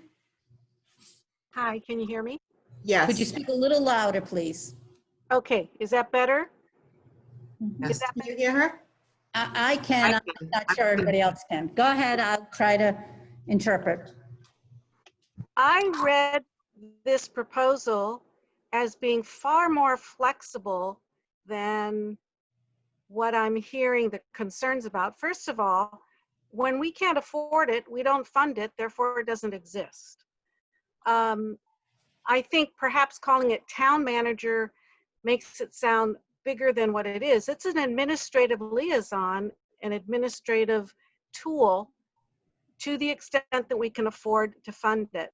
And perhaps the only thing I tripped over was whether it should be 5 years, because there could be periods of time where the council, for financial and other reasons, needs flexibility to not continue funding. That was my first point. My second point is— Can you wait 1 minute so I can get that first point out to everybody here? So Amita Rodman is stating that she feels, oh, I forgot the beginning of it, Amita, you were concerned about it being a 5-year contract because we might not financially be able to have one. And Correct. that position doesn't have as much authority, is that what you said? Yeah, it's an administrative liaison. It's a staff job, as I see it, not a department head. And Okay. Shall I continue or let you? Just let me get, because my mind right now is, so it's an administrative liaison that would be working between the town hall and the council. Is that correct, Mrs. Rodman? That's how I read it, and That's how she read it. how I read it is. Can I ask Mrs. Rodman, were you, I don't remember, and please forgive me, were you a member of the committee? No. No. No. Okay, thank you. So this is your interpretation solely, not as a member of the committee? Correct. This is just my reading of what I'm seeing here. Okay. What I see here is a tool of flexibility for the future. And I don't see harm in it existing because it need not be funded unless we want it or need it. Secondly, the job description ultimately governs what that candidate, successful candidate, might do. I could also see periods of time when we need this to carry out some big capital projects, let's say, if we ever get to that kind of planning. So I don't see the harm in it. What I see is that the wording of it, perhaps slightly tempered, would be more clear to the reading public. Thank you. So Mrs. Rodman is saying that the language that's presented needs to be a little bit more clear to present to the public. And that we might have a need for a town manager at certain times, not always. Therefore, the 5-year contract might not be wise because we might need it when we have a large grant or have some proposals being made, financial proposals. Would you say that, say Mrs. Rodman? I think overall, yes. And I think what it adds is flexibility to tools in the toolkit for all the electeds, including the town clerk. For all the electeds, it's just another tool in the toolkit that could be deployed as needed. I certainly wasn't imagining, as I read it, that this was a $125,000 position. That was how I read it. Thank you. So Mrs. Rodman is feeling that this is a flexibility, a tool in the toolkit for the council to use, and that it would not be a large paid position. I'm going to wait, Mr. Dillon. Is there anybody else? Mrs. Boyden and John Restivo. So both Mr. Boyden, go ahead briefly, please. Well, okay, thank you. Was it Mrs. Rodman I just heard speak? Yes. Someone that's, I don't know you, but you're very tuned into what's going on. You're very thoughtful. And I appreciate hearing your comments. So for you, Mrs. Rodman, I was a member of the Charter Review Commission. That's my, I think it's my second pass through that role.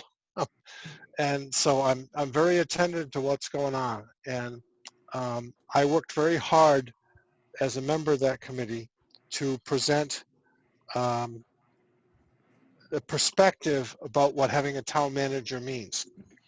And to that end, I invited the West Greenwich town manager to come up and talk to us, and I entertained discussions in 2 or 3 meetings. And if we adopted a town manager, I wanted it to be the right environment. I'm not in favor of a town manager, but if we do it, I want it to be the right environment. So, yeah, thank you for your thoughtfulness. And you're not going to get a good town manager without spending about $100,000 a year. That's the bottom line, in my opinion.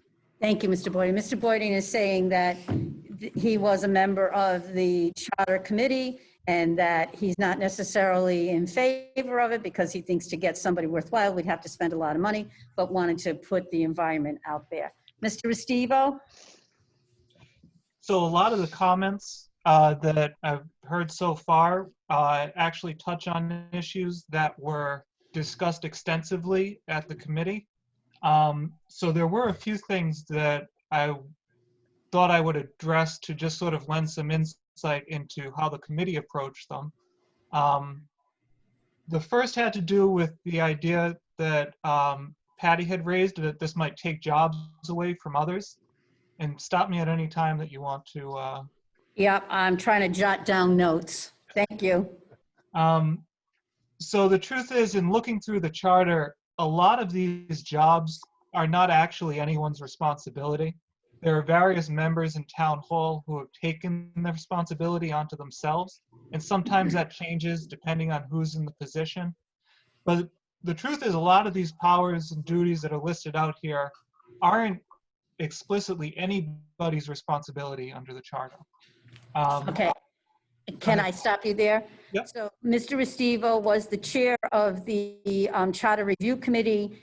He stated that the town manager position was not created or developed to create jobs, but looking at some that are done within town hall aren't necessarily listed as a department head's responsibilities. So taking those, and what has happened is that department heads have taken on things that aren't listed as their responsibility. And so he's looking to have those jobs that are done very readily at town hall by various department heads to have one position take over those responsibilities.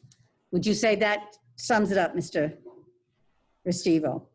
Yes. Yep. Thank you. All right, so go on to number 2. So the second point that was raised had to do with the qualifications. And we intentionally kept these limited to provide as broad a pool of applicants as possible. The council very well could decide that they want someone with a degree, but we saw there are plenty of examples of town managers who don't necessarily have a degree in town management that do an excellent job running their towns. So we thought that it was important to allow a council to pick somebody that they felt comfortable was best fit for the job based on the council's discretion, not to box them in the charter. Okay, so the question about the qualifications of a town manager, they purposely, the charter committee purposely did not limit it to specific qualifications. They left it rather broad so that there would be a broad pool, not necessarily have a degree, because it would leave it up to the town council and their discretion of who they felt comfortable with. Does that state it, Mr. Restivo? Yep. Okay. You know, I think so. It's Bob Boyden. John, correct me if I'm wrong, but didn't we put language in, and I'm scrambling through the document on my desk, but didn't we put language in that said that we propose that the criteria for a town manager is knowledge of the community and such? Yeah. It says that the qualifications shall be chosen by the council solely on basis of character, knowledge of the community, and executive and administrative qualifications. Thank you. I'm sorry I didn't catch up in my document. But That's thank you okay. for Mr. Restivo, did you have representing that. another clarification? Yes, the third had to do with the cost. And obviously you're creating a position, there is going to be a cost to that.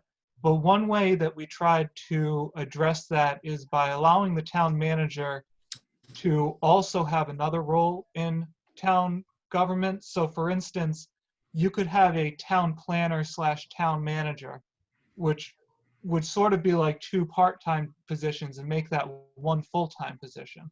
Or you could have a finance director / town manager. So there's flexibility there where you could have the town manager also have a department head's responsibility to the extent that it's an appointed position from the council. So like you couldn't have a town clerk, town manager, for instance, because that's Okay. All right, so the third one was the cost of a town manager. It was felt that it could be one person holding 2 positions within the town hall. For instance, a planner / town manager or finance director / town manager, that the person could have two part-time, if you will, positions, holding two roles within town hall. Anything else, Mr. Restivo? That was it. Okay, anyone else? Thank you, Mr. Restivo. Anyone else, Mrs. Dillon? One moment, please. Nope, that's it. Mr. Donovan?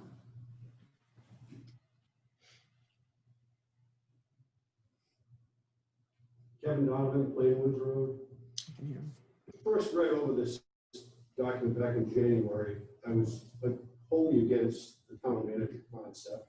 And I read it as a director of administration, similar to what it is in most towns. Now, as we're discussing it, I'm hearing that being walked back as being described as simply a liaison between department heads and the council.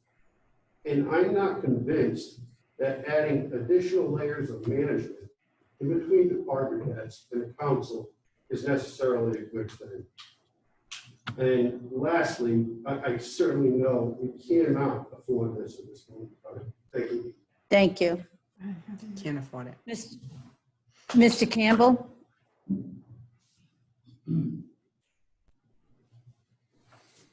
Bruce Campbell, Plainwoods.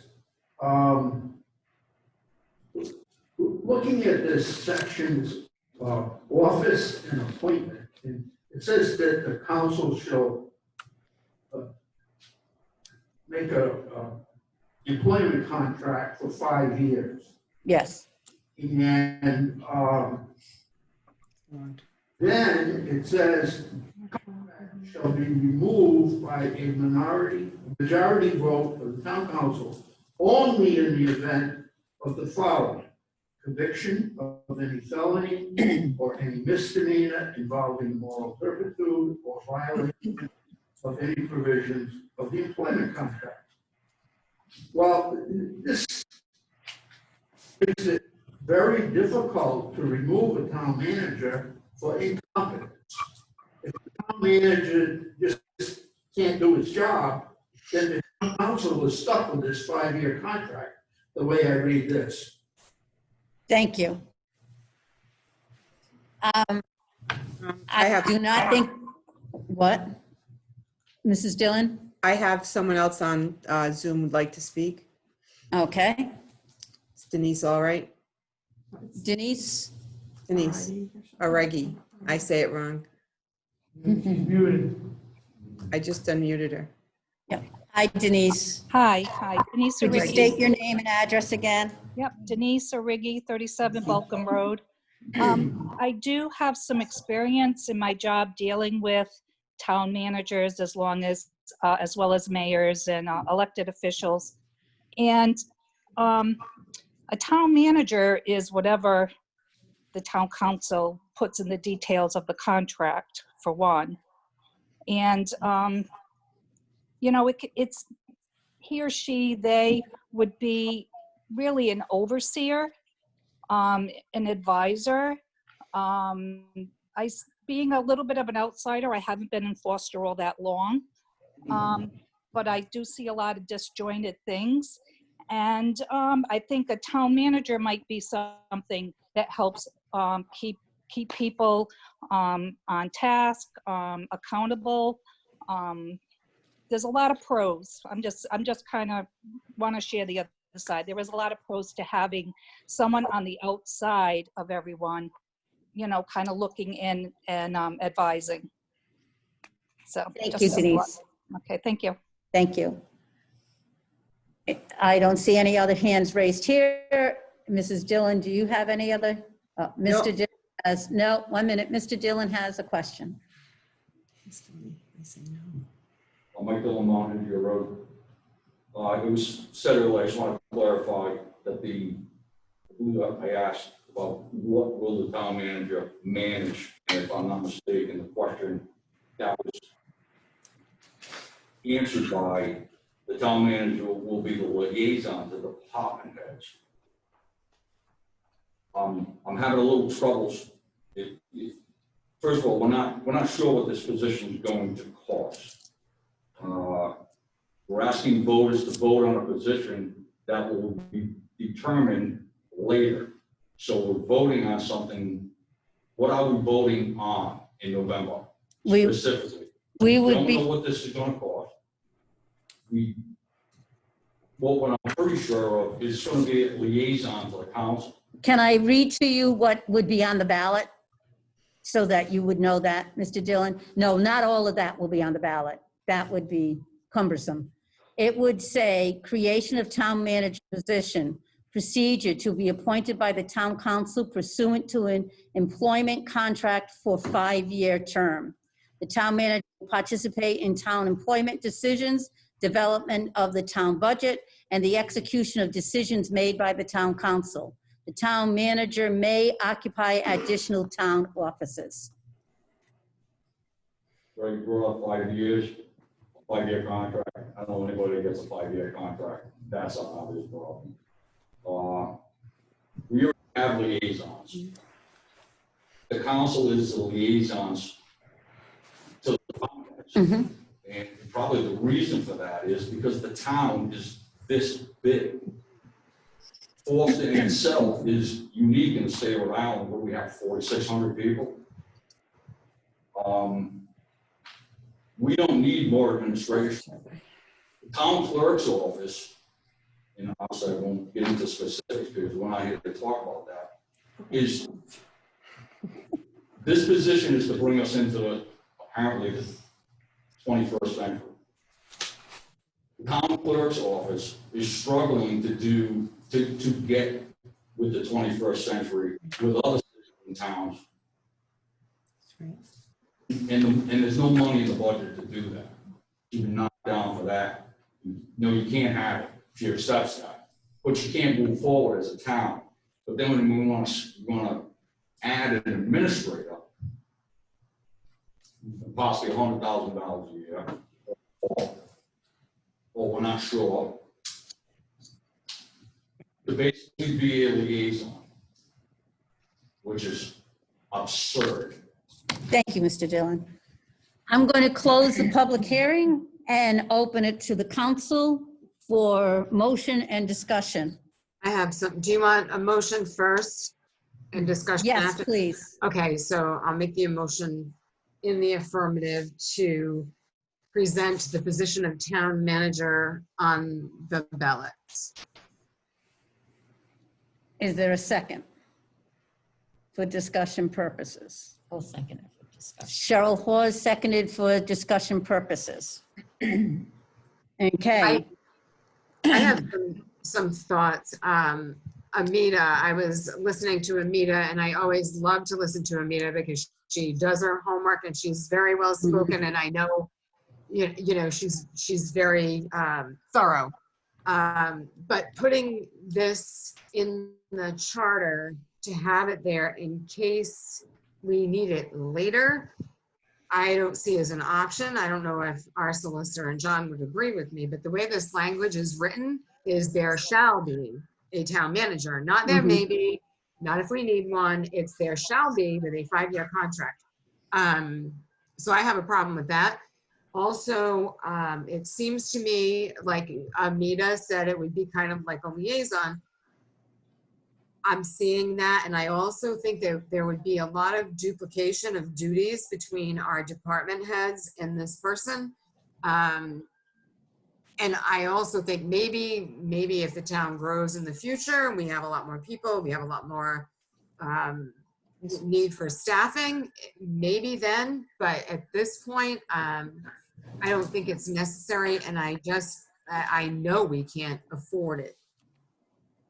But that, not affording it wasn't my first thing. It was just, you know, the duplication. It says we shall. And it does, yes, it says we shall, and that's a problem. You can ask the attorneys. I don't know, I worked for a lawyer for years, so when I see shall or may, they're two totally different things. Right. But it says we shall, and we shall have a 5-year contract, so that's a big problem for me. Right. It can't be a temporary position. Right. Mrs. Hawes. I am not in favor of this position because I believe most of the work is already being done, and we've said that already. I don't believe that a town manager should go in when Kelly has, I won't say Kelly, when the finance director has worked out the budget, worked with the people, knows the budget inside and out, and then have someone else come and present it to the town council. I think that's ludicrous, because we'd end up having the finance director come in and answer our questions anyway. I think that the town clerk, as Heidi stated and somebody else stated, is really trying to pull the town hall together and has done an amazing job with little or no money to support some of the things that need to be done. There's still things that should be done, and we don't have the money for it. And a point that Mrs. Morrow made, I am not in favor of paying for another position when these people that we have, that we trust, that work for us and give everything, as evidenced in the way they set up these meetings for us and what they've gone through the last several months, can't get a raise. We're going to come up with money for a position like this. Any manager that I've ever seen, town manager, business manager, whatever, it's 100,000 plus right away. Qualifications, I think, are, I'm sorry, I don't mean to insult anybody, but they're laughable. That's not something you would ever hire a manager from just this. They need much more than that, and they deserve to be paid for that. Somebody stated when we had a problem trying to pay for a person to replace a person that left, we didn't have the money to get the qualifications that were required because we couldn't afford that. If we're going to pay for additional, not additional people, but if we are willing to put more money into the salaries, we need to do it for the town employees first. And secondly, we need to increase the town planner to full-time. We need to increase the zoning person to full-time. Those people can bring in a lot of money. Those people can get a lot of things done. And right now, even as good as they might be, they don't have enough time to do all those things that I think are necessary to get done. We even talked about having a grant writer, and then we had to think about having someone volunteer that was willing to give their time because we cannot afford it. And I am with Heidi. I've worked for attorneys too. Shall means it will be done, and I don't think we should be doing it at this time. We can always revise the charter again and again. If we grow and we need something like this, then we go back and we look at it. But I, for one, think this would be an insult to all the people that work in the town to put it in the charter. Move the question. Thank you. So we can take a vote now. Mrs. Dillon. Yes, Krista. 1 minute. I just want to reiterate that it was in the affirmative. Right. You vote yes, you're saying that you want this moved on to the ballot. If you vote no, it would not move on to the ballot. Go ahead, Ms. Dillon. Thank you. Chris Stone? No. Bob Moreau? No. Heidi Rogers? No. Cheryl Hawes? You do that every time. No. I do. Denise DeFranco? No. Thank you. We will move on now. I'm going to move back to Article 2, Town Council, Section 2.04, General Powers and Duties, which referenced a town manager. And that was, we had a discussion about that where it included town manager, so we would have to remove that from that language, from that proposal. And I'm looking to see. 2.04. Yeah, I've got it. I'm looking to see on my cheat sheet if it's one of the things that we have to move forward. I do not see it. Do you, Mr. Torgy? I do not. I think that was just one of those ones that we could just do as a clarification of, yeah. Thank you. So I'm going to move on now to I'll open up the public hearing again to Article 7, Public Works Department, Section 7.02, Director. And that is also a clarification from the he, she. It does state that the director, there shall be a working, properly licensed director of Department of Public Works who shall be the head of the department and shall be responsible for the supervision and administration of the work of the department and shall also have all the powers, rights, and duties prescribed by the laws of the state for highway surveyors. The director shall be appointed by the council for a term of 3 years. And it currently states, with the first term to commence on January 2nd, 2017. That is being removed because it is a time issue. Pursuant to an employment contract setting forth the terms of, and it currently says his or her, where it would be replaced with the director's employment and the compensation for same. The contract shall provide for removal only in the event of the following: conviction of any felony or any misdemeanor involving moral turpitude, violation of any provision of his, her, crossing that out, the employment contract, or violation found by Rhode Island Ethics Commission. So that again is one of those needs a clerical, so I'm going to add that to our list. 1 second. Yes, Mrs. Moreau.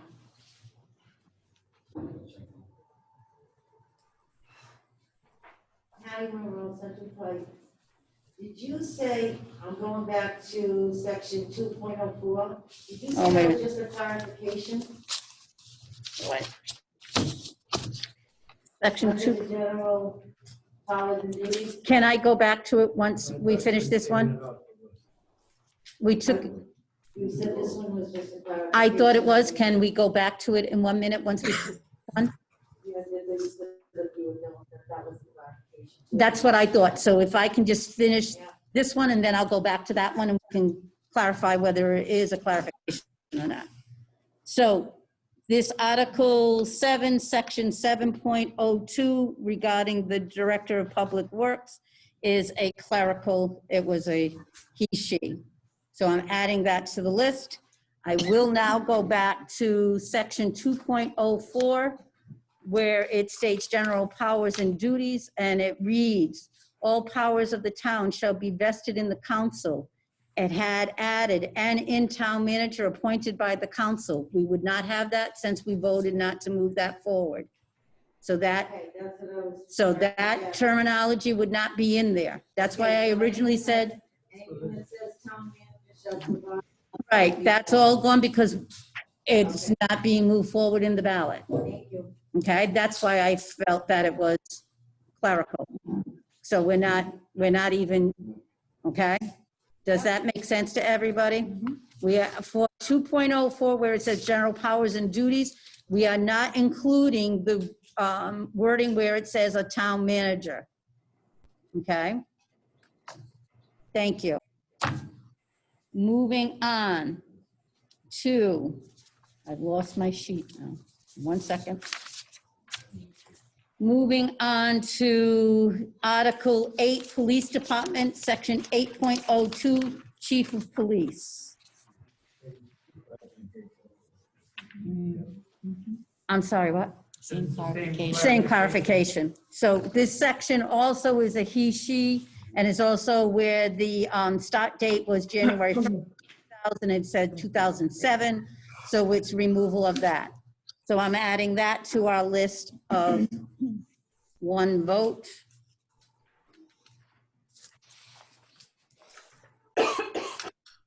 And then moving on to the last one that we can move on tonight is Article 10, Financial Procedures, Section 10.03, Preparation of the Budget.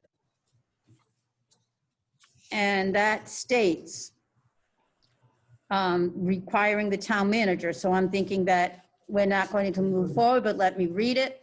All budget requests shall be submitted to the council not later than March 1st each year.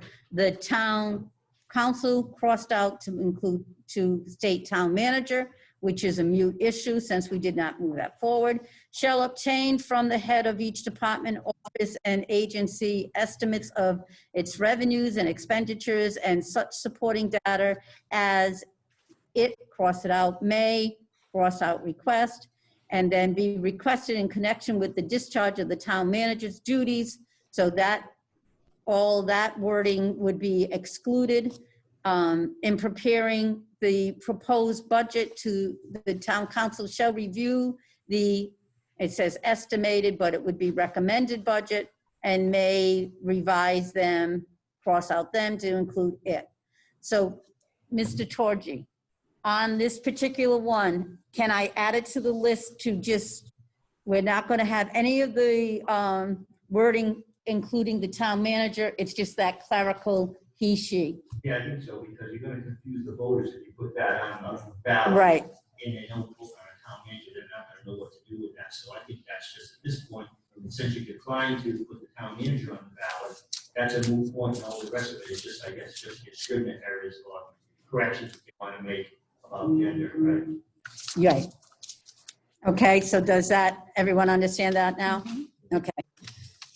That concludes what we can vote on tonight. I am going to go and list the articles and sections that we have listed that need those clerical corrections as far as he, she, changing the terminology to a department, et cetera.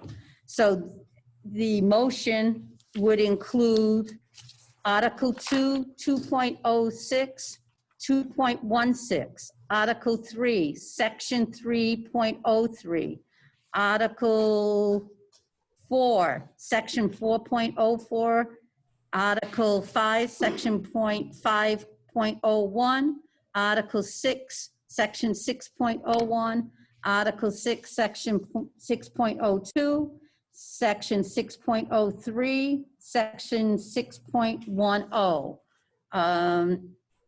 Article 2, Section 2.04, Article 7, Section 7.02, Article 8, Section 8.02, Article 10, Section 10.03. And that is just to clarify, it does not go on the ballot, it's just to make those clerical corrections. I would accept a motion. Did you get that, Mrs. Dillon? I have a list I will get to you. It was so moved. Mr. Moreau, so moved. And it has not been seconded yet. Mr. Stone had seconded. I will get you the list, Mrs. Dillon. Thank you. Okay, for clerical purposes. Any further discussion? Could I just say something? Yes. I just wanted to say to Mr. Restivo and the rest of the committee, I can understand and appreciate all the hard work and all the time that you took to do this. I know we're only halfway through, but thank you. It was an undaunting task. You did it, and you took the hits, and you're still with us. Yes. Thank you. Most of us. I think some of them might have dropped off. I think so too. That's Mrs. Dillon, can you take the roll, please? I can. Chris Stone? Aye. Thank you. Where'd he go? Bob Moreau? Aye. Heidi Rogers? Aye. Cheryl Hawes? Aye. Mr. Franco? Aye. Thank you. I was thinking we were No, done with that. no, we weren't yet. So the next group that we're going to be discussing are for discussion purposes only. We will not be making any motions on these following articles, and there are 16 of them. They may also include the clarification of he, she, et cetera. So the next one, I'm opening up the public hearing for discussion, and we will just go right straight through it. I will not be closing it until we're done, and there will be no motions made by the council. Article 10, Financial Procedures, Section 10.10, Capital Reserve Fund. Actually, maybe I should clarify why this is being broken up. It's why don't you just wait till one day? I mean, because I think if you've done tonight's stuff, because you're gonna get repeated the same stuff Monday as you're getting tonight, so people will have the same suggestions or questions. That's my opinion. Yep. Because you're gonna be verbose and you're gonna be here for another hour or so when you can deal with those on Monday, because you don't wanna also like work that edge where it gets beyond the meetings situation that you're dealing with tonight. So can we continue the public hearing? Still one day.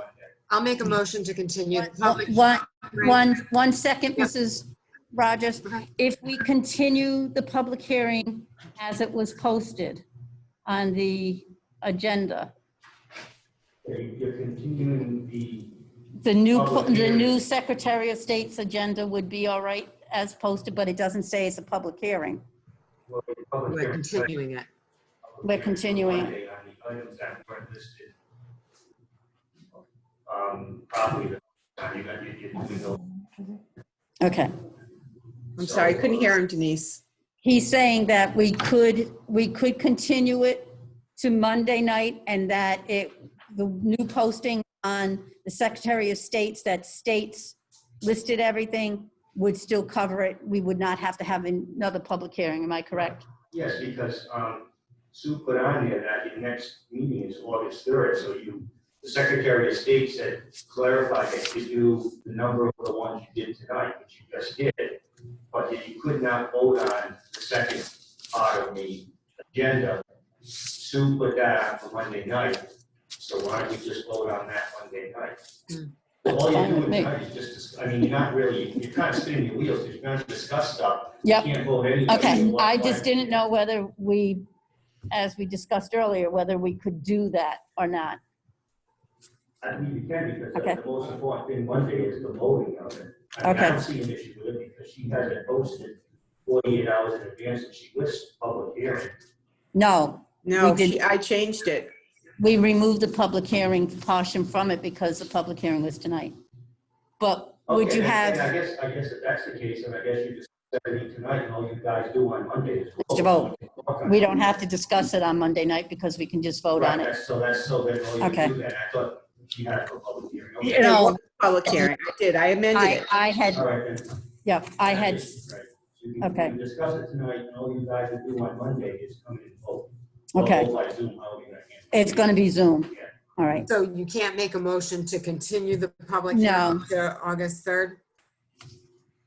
You can't make a motion to, no, because the way it was posted on the Secretary of State's initially was that it would end with Article 10. So where it's talked about the preparation of the budget. So we could not move on to that. Could you put the microphone and, When she do an amendment to, and say it's a public hearing for Monday night, she's not time. 48 hours That's before, very right? true. She doesn't have the time. That's a good point. she only has one. She doesn't have the time. Mrs. Dillon is stating she does not have the time. You can't do weekends? I don't think so. No. Weekends don't count. Business days. Business days? Yeah. Okay. Right, weekends don't count in 48 hours. All right, I'm going to move it along then. We're still open in public hearing, and we're looking at Article 10, Financial Procedures, Section 1010, Capital Reserve Funds. It states here, basically what we're asking to do is to change it from 2% to 4%. Currently, we do a 2% of the total appropriations, and now we're looking for 4%. So is there any discussion on changing that from 2% to 4% for the Capital Reserve Fund? No one here at Paine School, anyone on Zoom, Mrs. Dillon? One moment, please. No. Okay, going to move on then to Article 11. We have Mr. Campbell, yes. Could you come forward? Thank you. Bruce Campbell, Plain Woods. In section 10.03. We're not discussing that tonight. That is not one of the things that were discussed. We already did. And we already did it. We, took it right, out. we took We it took out. it all out. We took it all out, Bruce, thank you. Moving on to section 11, Treasurer's Department, section 11.01, Appointment Qualifications and Organizations. And it is changing what it states now is there shall be, and then added Department of Finance, the head of which shall be the Director of Finance. The Director of Finance shall be the Town Treasurer. The Director of Finance shall be appointed by the Town Council for a term of 3 years. So they've added the Director of Finance to that, since that is one that is going before the, on the ballot in November. So then it states with the first term to commence on January 2nd, 2017, that's being crossed out. And then the his or her is changed to the employment. I have a question, Mr. Torgy. Some of this is that clerical type thing, but also it refers to the Director of Finance, which is one of the terms that we have to have on the ballot. So would it be similar to the Town Manager? Although we voted the Town Manager off the ballot, we did say that the Town Treasurer, Finance Director, I think that was one that we voted on already. I don't think you need to put this on the ballot because if it fails, it goes back to what it was. Okay. If it passes, all you're gonna do is make a clerical correction. Okay. You're not changing the term of his or her contract, you're just saying. Okay. Did everybody get that? Did you get that, Susan? No, I didn't. I couldn't hear what he was saying. If you could please repeat it. I will. What Mr. Torgy was saying is that this is also considered a clerical, because if the ballot where we have the treasurer being now the Director of Finance, if that doesn't pass, then it would just remain the same. If it does passes, then it would just be a clerical change. Okay. Okay. Same for 11.4. So, yes, Mr. Campbell, if you could come to the, This whole Article 11 is very confusing because 11.02, we have a deputy town treasurer, or is it a deputy director of finance? well, it does state that the Director of Finance shall be the Town Treasurer. So, I understand what the purpose of the director of finance is. the title. 11.03, vacancies shall appear in the office of the town treasurer. And then 04, the town treasurer is hereby vested and shall exercise all powers. And then 11.05, the town treasurer shall, etc. So I see what you're saying. Do you hear that, Mr. Restivo? Yeah. Get carried through all the way. It appears, as Ms. Hawes said, is that the Town Treasurer, the Director of Finance did not carry through on all of them. Yes, that was intentional. So under state law, town and city treasurers have certain specific duties. They're the ones who actually sign checks, for instance. So the finance director is going to have all of the treasurer duties, as well as whatever duties you may give under the employment contract. But the deputy town treasurer, if they were to succeed that office, would only have the treasurer duties. They wouldn't be the finance director. Oh.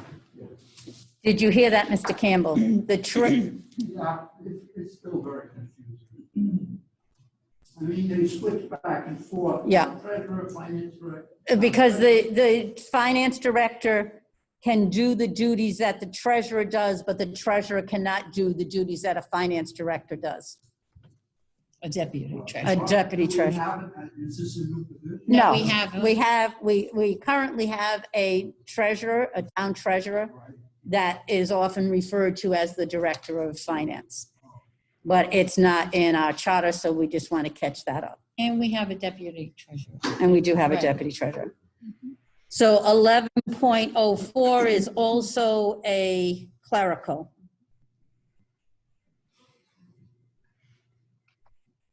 Okay. And then 11.05 is a clerical.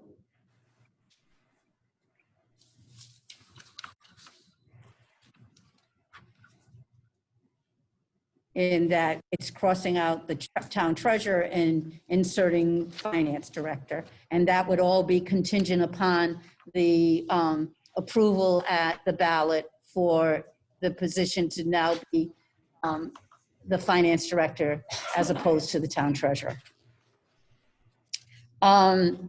Within our, I guess I'll wait.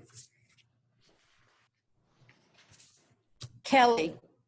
Yes. In Sugar Sync, there was a page from the Treasurer Article 11 and then Section 11.05, number 3. It appears that there's. You wanted it removed.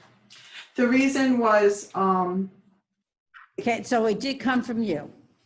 It did, but it was when I was reading about the possible restructuring, the concept that the deputy treasurer could not be the tax collector. When we started looking at restructuring of duties, I thought that might be something that you might want to consider, but honestly, it's not, we don't need another ballot point for that. Thank you. No. I'm putting that aside. Moving on, we are now to Section 11.06, the Treasurer Department compensation. And that again is clerical. It's crossing out the town treasurer and placing finance director. And that again is contingent. Again, with 11.07, it's removing the town treasurer and inserting finance director. And again, that's contingent on the ballot. Moving on to Article 12, Section 0.3, it talks about duties. It's the Board of Tax Review. And it says duties. It reads, the Board of Tax Review shall hear and consider the appeal of any property owner concerning the amount, and again, it's clerical, his is crossed out, and the property owner's assessed valuation as determined by the tax assessor. The board shall keep an accurate record of its proceedings, which shall be available for the public. So this again is one of those he, she, changing it to the property owners. So that's a clerical. Moving on to 12.04, which is correction of assessments. And again, this is another changing of he, she to the tax assessor. That's a clerical. Moving on to Article 13, Section 13.03. And this again is a clerical, changing he, she to the elected official. Moving on to Article 13, Section 13.05, where this talks about nonpartisan, and this would be on the ballot. So I would open it up to the public for discussion. It is it's an addition to Article 13, which consists of nominations and elections, and it would be Section 13.05, nonpartisan elections. All municipal elections in the town of Foster, whether primary, general, or special election, shall be nonpartisan. There shall be no party mark or designation upon any declaration of candidacy, nomination, petition, or list of candidates. At a primary election, the number of candidates equal to twice the number of places to be filled at the general or special town election who receive the greatest number of votes shall be declared nominated as candidates for office. I will open that up. Is there anybody? I start with Paine School. Mrs. Ryder, if you would come forward, please. I just want to speak for this change. I think, from what I've been hearing, there have been a lot of good people who have been interested in running, but they don't want to get involved in the politics because the politics in this town are so polarized. I think you bring in a lot more good people. I think you get people who really want to run. And it wouldn't be a matter of just somebody's name, I have to find a fifth, a party has to find a fifth person. And so they just put a body on the ballot and they drag it along with them. I think this would be, it would open it up and make the running of the town a lot less political. Mr. Donovan.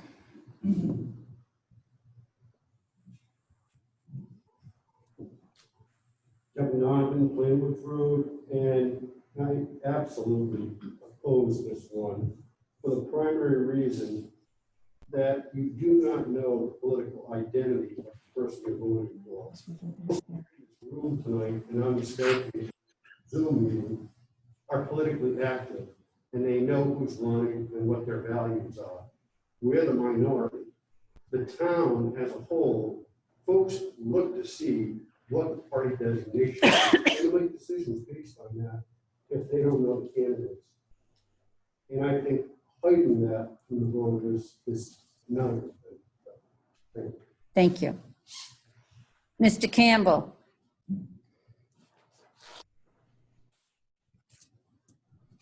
Bruce Campbell, Plainwood. This section is competing with the town manager for the worst section. This is a terrible idea. You put a whole bunch of people in. First of all, you have to get people. And one of the jobs of the political committees and so forth, find people who will run, and it's very difficult. And so you have to have, according to this, you have to have 10 people or more running for town council. And then they go to a primary and they're split. 5 of the top vote getters, I guess, and 5 of the not so top vote getters. And then they run against each other and you end up with 5 people, but probably the 5 people are going to be the top 5. But and as an example of this, you look at the school committee, which is nonpartisan, and we have had several terms where we've only had 3 candidates, or 2 candidates and then a renegade candidate that fills in the 3rd position. And it's just an example of the problems you're going to have with this. Thank you. Mrs. Dillon, anyone? Mrs. Yes. Dillon, is there anyone in Zoom that would like to talk? Amita Rodman. Amita? Hello again. If there's any one thing that gets on the ballot, it should be this one, regardless of any opinion about it. And that's because I think the citizens should decide. I want to endorse what Mrs. Ryder said. I know 5 or 6 people who are shying away from being involved because of this sort of singular party affiliation tendency that drives our town. But our town is really small, and I think we need as many people involved as possible, and people can work across the aisle, so to speak, without using a political affiliation as the reason to vote on any particular issue. But I think it's the most important suggestion coming out of the commission, and I'd like to hear their point of view. Thank you. Is there anybody else from Zoom that would like to speak? John Restivo? So this was put forward because I think a lot of people feel that partisan politics are damaging communities. There are neighbors who don't talk to each other because one's a Republican or one's a Democrat. There are people running for council this election in both parties where the only question they've been asked are, what political party do you belong to? And that's determined whether or not they'll get support. Even though those two individuals could be identical on every single issue, contrary, I think, to what Mr. Donovan said, it does not encourage people to get to know the candidates. To the contrary, I think it encourages people to not get to know the candidates. And this is a very simple concept. Regardless of whether you individually support it, I think it is worthwhile to ask the people of the town on a ballot, is this something you want for the town? It's not a question, you don't need a complicated understanding of our budgets or anything like that to know whether or not this makes sense. But I do very strongly believe that the people of the town have the right to decide for themselves whether or not this is something they want for the town. Thank you, Mr. Restivo. Anyone else, Mrs. Dillon? No, no one else on Zoom. Mr. May?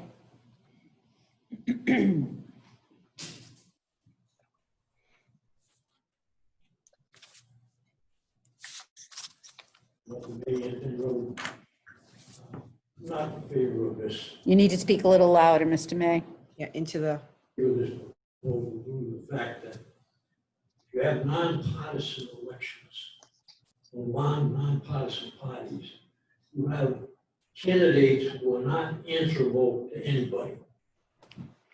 And they don't have, and the voter doesn't have the opportunity to understand the values of the individual. The Democrats present one set of values, the Republicans set another set of values. It's up to the voter to make the decision on how they would like to select their candidates. I always thought that one of the biggest mistakes that we made was making the school committee nonpartisan, because they're not answerable to anybody. They don't answer to anybody. And I see that as a defeat for the people. Thank you. I'm sorry. Mrs. Ryder, is it something different or? Yes, it is, but Go ahead. Mike Dillon, Moderator Road.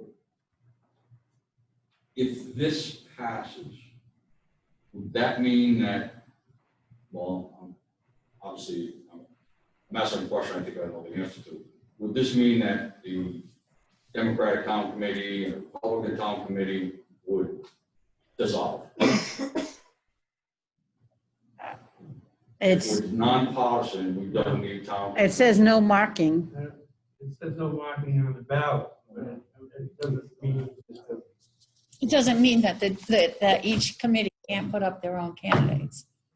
So, It just won't be labeled, right? So we would be calling it nonpartisan, but we will have a Democratic Town Committee who supports Democratic or puts forth Democratic runners, and we have a Republican Town Committee that puts forth so-called Republican.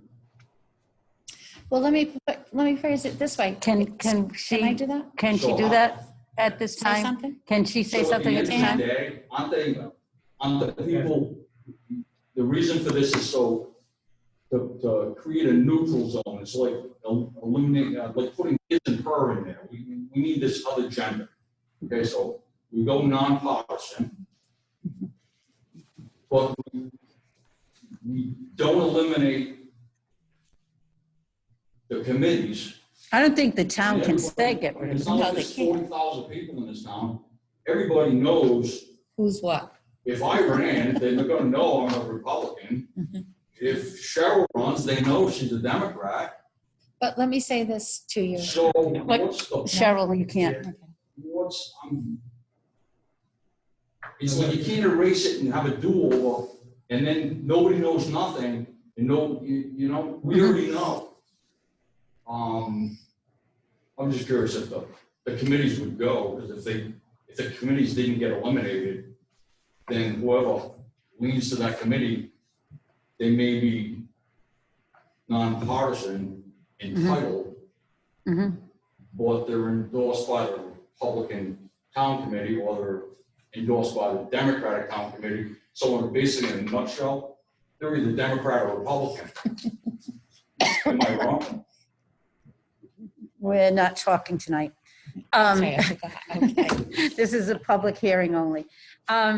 I'm going to recognize Mr. Mara because he hasn't spoken yet, and then I'll recognize Mrs. Sprague, and then I'll get Mrs. Ryder. Thank you. Brendan Mara, Mill Road. Without speaking for or against this particular charter amendment, I can speak to the nonpartisan nature. I don't know. What I found is it doesn't emphasize anything. Brendan Mara. It does is make you more accountable to the actual people as opposed to a party, which I think is better. It essentially also leaves you on an island as well. You don't have people who are necessarily going to rally around you. You're going to be more responsible as a single individual for what you vote for, what you stand for. My stomach. Yeah, I think there's something to be said for that. I think that's nice. And I do find that to be a very, Yeah, sometimes.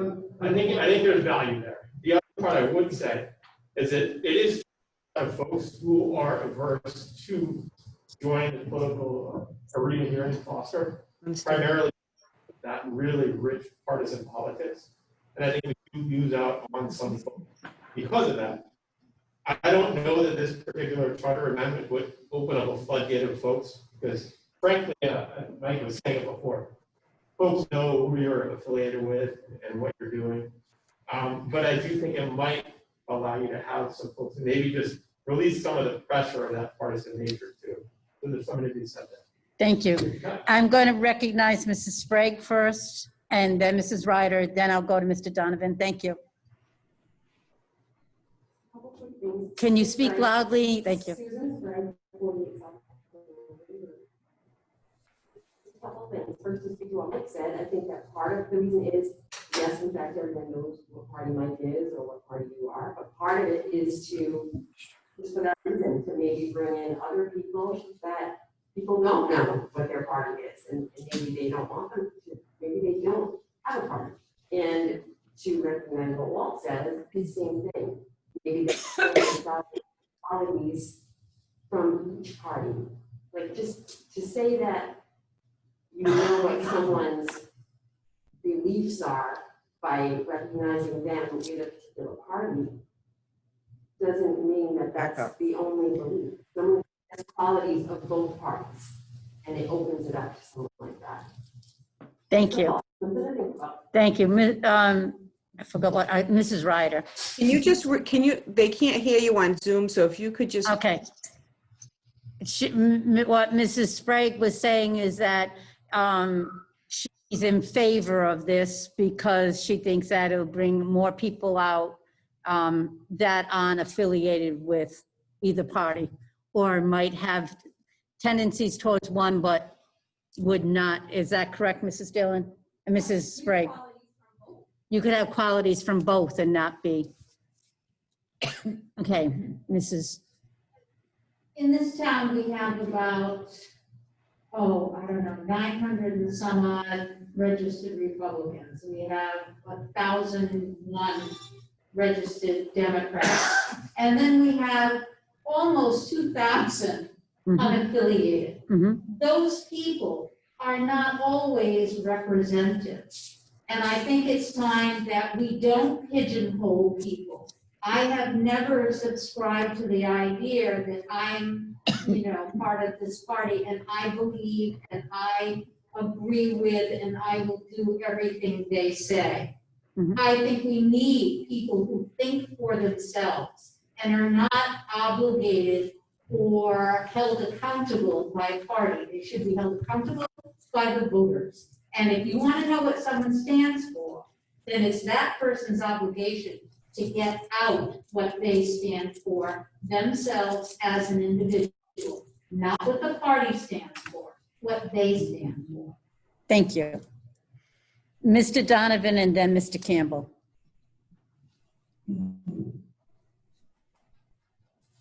I guess I need clarification from the people who wrote this, and specifically what I want to know is with respect to endorsements. I know they said there would be no endorsements and paperwork at the town hall. That doesn't prevent the party from endorsing somebody. Is that correct? Did you hear that, Mr. Restivo? I did, yes, that's correct. Absolutely, the committees will continue to endorse candidates. They can do all the same activities that a committee currently does. The only difference would be on the physical ballot. There wouldn't be an R. Up, Mr. Restivo? John, I can't hear you. I think it's because my battery's going low. So I just said, yes, the committees would still endorse candidates. The committees would still continue to do all the same things that they do now. It's just on the actual ballot.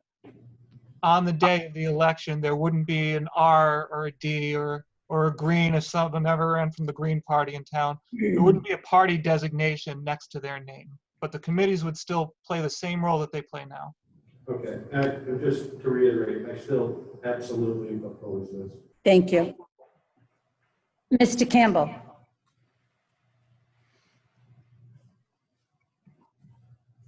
You're for the Republican Committee. And you wouldn't believe the grief that we go through from the Board of Elections. Now, if you have 10 independent candidates, 10 people have to raise money for their campaign. They have to have 10 bank accounts, 10 filings with the Board of Elections, and whatever.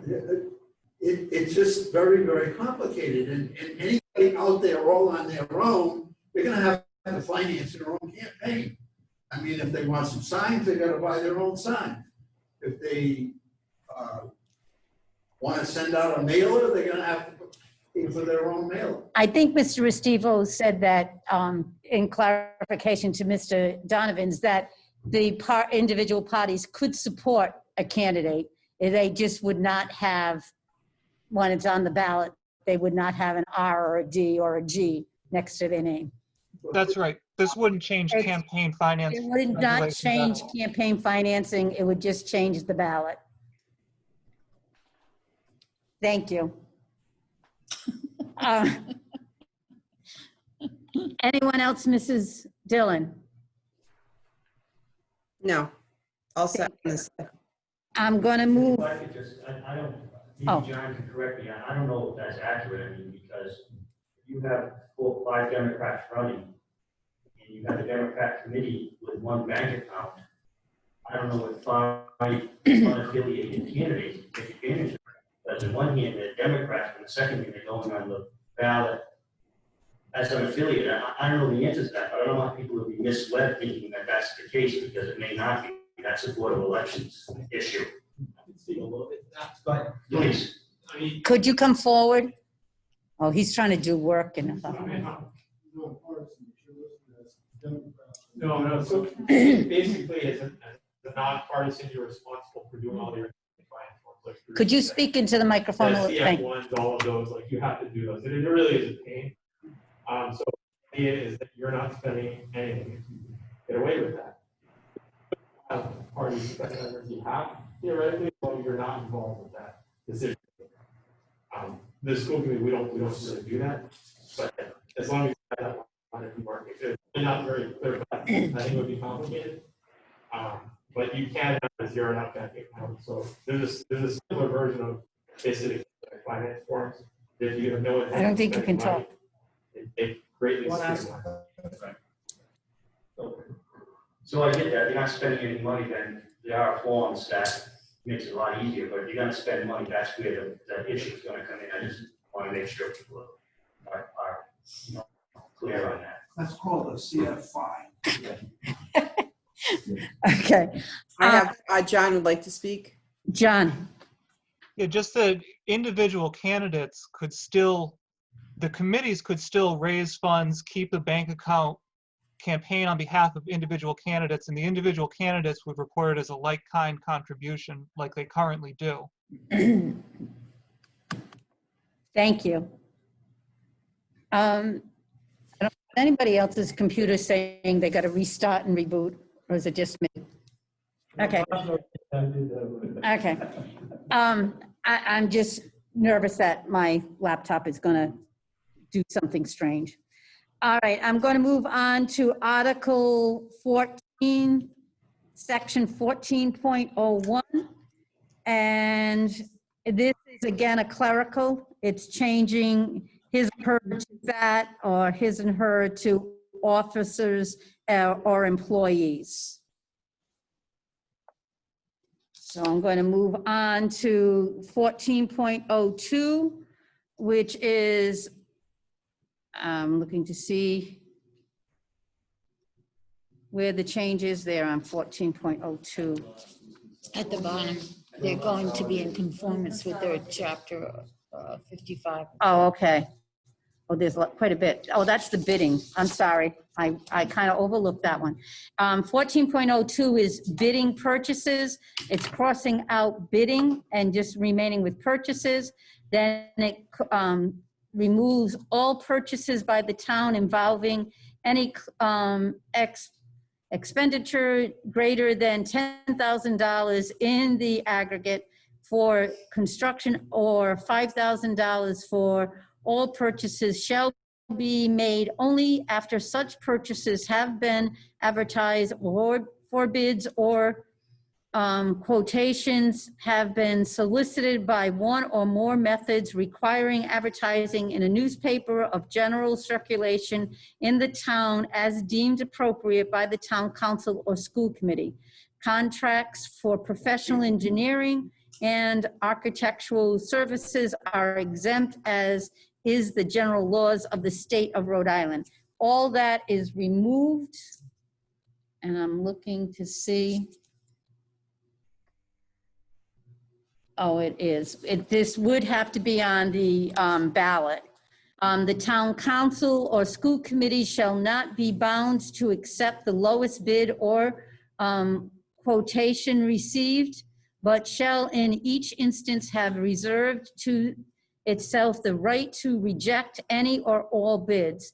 In emergency, the town council or school committee may make purchases or secure services without necessity of bidding. In each instance labeled an emergency, the town council or school committee shall enter into the public record a statement of the emergency and the constraints for forcing immediate action. That would all be crossed out. This too would be crossed out. Other purchases of less than $10,000 in aggregate for construction projects and less than $5,000 for all other procurements are considered small purchases within the meaning of the Rhode Island General Law, Section 45-55-9, Award of Municipal Contracts, Small Purchases. These procurements may be made based upon the recommendation of a department head or town council / school committee. This too would be removed. No procurements or contracts for services shall be artificially divided so as to constitute a small purchase, avoiding the requirements of advertising and bidding. What would be added is all purchases by the town shall be in conformance with the provisions of Chapter 55 of Title 45 of the Rhode Island General Laws and amendments thereof, under such rules and regulations and with such expectations as the town council shall prescribe by ordinance. Any discussion on that? This will be on the ballot. Mrs. Dillon, any questions on that?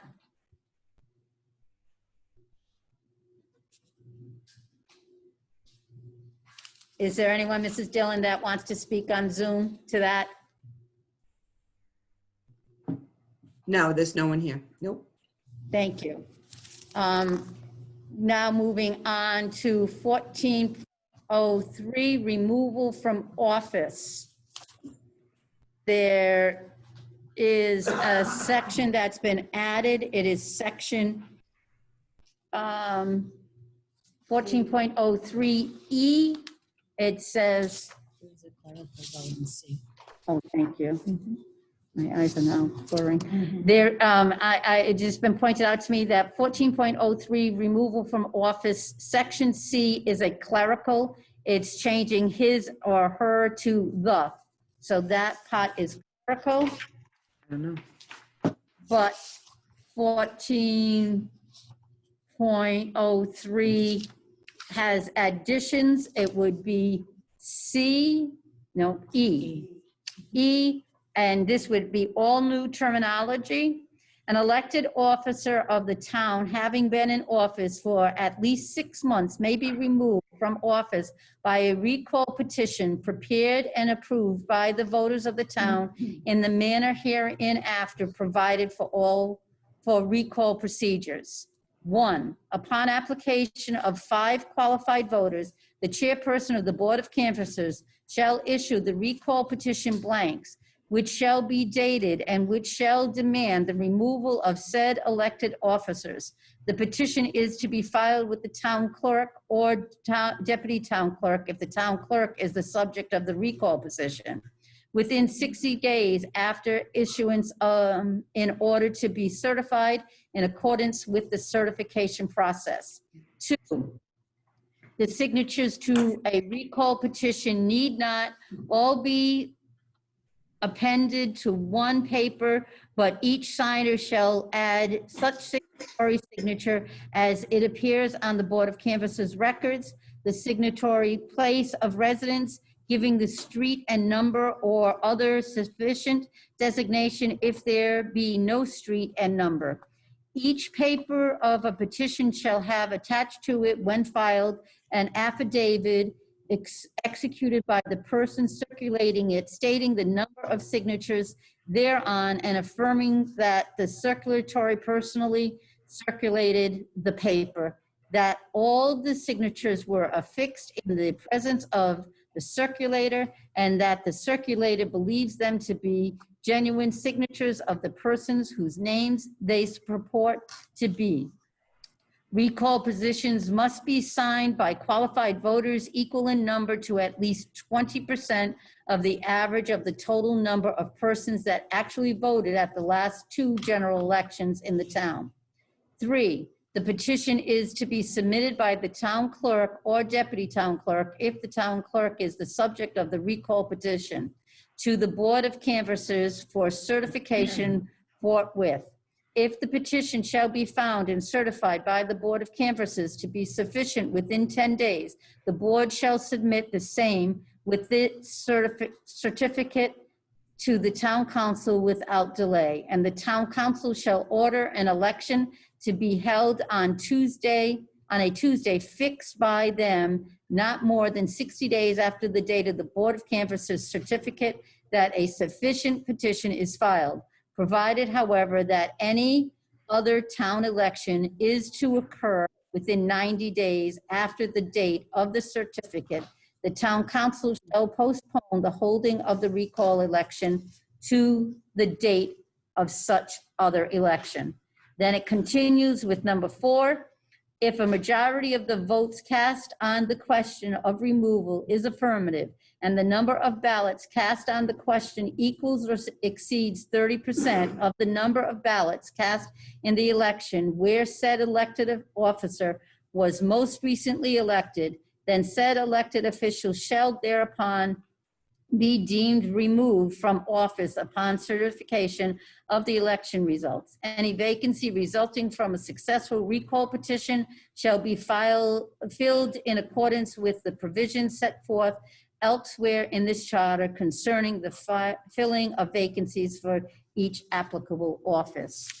I will tell you that what will be on the ballot is if an elected official has been in office for more than 6 months, the elected official may be removed from office by a recall petition. Procedure: 5 voters must apply to start the petition, and at least 20% of the average number of voters who participated in the prior 2 general elections must sign the petition for a recall put on the ballot. A majority must vote to approve the recall, and of that majority, at least 30% must have voted in the election in which the official was elected. That being said, I will take anything from the audience at Paine School. I will start with Mr. Campbell, then move on to Mr. Donovan. Bruce Campbell, Playwood. This recall section here comes in number 3 of the bad ideas in this charter review. All it takes is 5 people, and there are 5 grumpy people in this town who would love to stop one of these recall things on somebody they don't like. And they don't have to get 20% or the 30%, but they can certainly hassle somebody in office. And I think it's a bad idea. Mr. Donovan.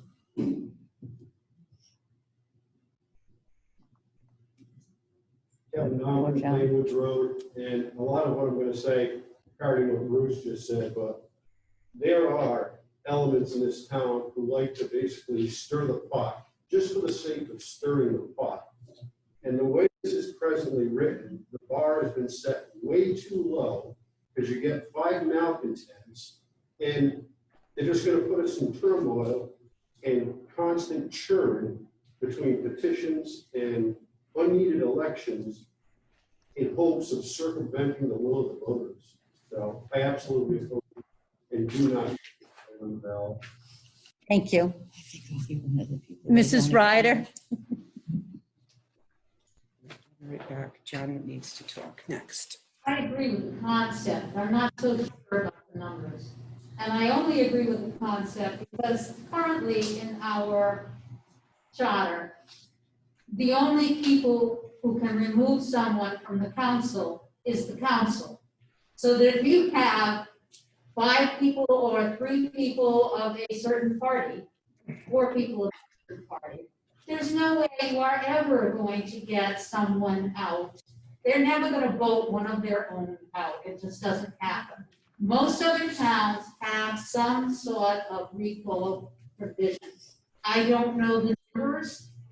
I'm not sure about these, 5 malcontents does seem a little on the low side. I'm not sure how the whole thing works, but I do believe in the concept because right now to have the, you've got the box, or the hens in the hen house judging the hen house, if you want to put it that way.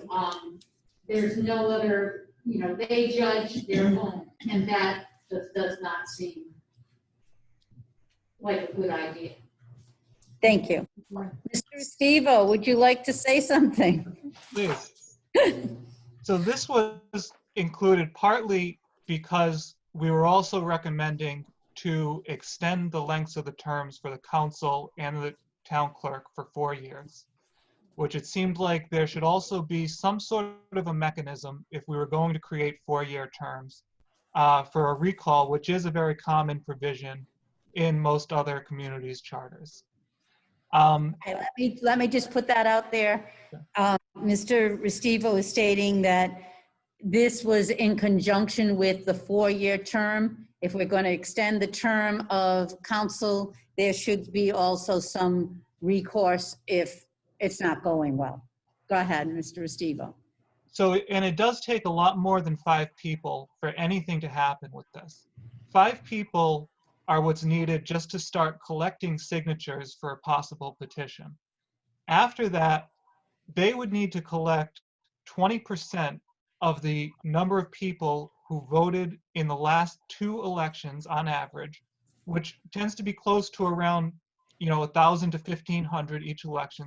So that would be between 200 or 300 signatures from voters before this could actually appear on a ballot. And they've got 60 days to do that, which is a very high bar. It's actually, it requires quite a few malcontents for it to even then get on a ballot.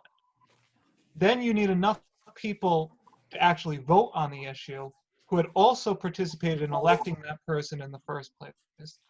So it's really not a low bar at all. It requires hundreds of people for this to become anything close to a reality. Can I ask Mr. Estivo a question, a clarification? Clarification, Mr. Estivo, you said that the third step, so you have 5 people, then you have the 20%, and then the 30%. The 30% of the people that voted for that person? So how do you know that? Or is it 30% of the people that voted during that election? 30% of the people that voted during that election, Okay. not the same people, but just Okay. numbers. Thank you. That's what I needed clarification for. Thank you. Yep. Did everyone hear that? You would need 5 people to get the signatures. They have 60 days to get 20%, which is on an average. I'm gonna stop coughing. 200 to 300, is that what you said, people? And they have 60 days to do that. Then it gets on a ballot. 30% of the people that voted in the last ballot, in the last 2 elections, would have to vote the person out. Thank you. Anyone else, Mrs. Dillon? Well, I did have 2, but they went away. Okay. They're gone. Okay, moving on to Article 15, transitional provisions. It's section 15.06, and it appears to be a clerical where it's changing his to such offices or positions under the continuation of administrative personnel. So then moving on to section 15.07, which it's the Director of Public Works, where it crosses out his or her to the term shall, and his or her a successor. So that's a clerical. Then we're moving on to the Land Trust, section 3. Land Trust is Article 16, Section 3, where it states now that it's also a clerical, where it says he, she, and it crosses it out and says the town council president. So that's a clerical. And I believe that concludes I think there's everything. other discussions on the land trust, Denise. Not at this time, Mrs. Dillon, because Oh, it can't be discussed? not for, no, it Oh, cannot. okay, all right. Unless someone from the audience has something to say. Oh, Mrs. Tibbet, yes. Linda Tibbet. Linda Tibbet, 16 Mill Road. I just wanted to say that there would be another clerical change in the land trust section of the charter, only because it mentions the town treasurer. So if that name were changed, that would be another clerical change, and which doesn't have to come up. Right, that does not have to come up. Thank you. We'll have to look for that. Thank you.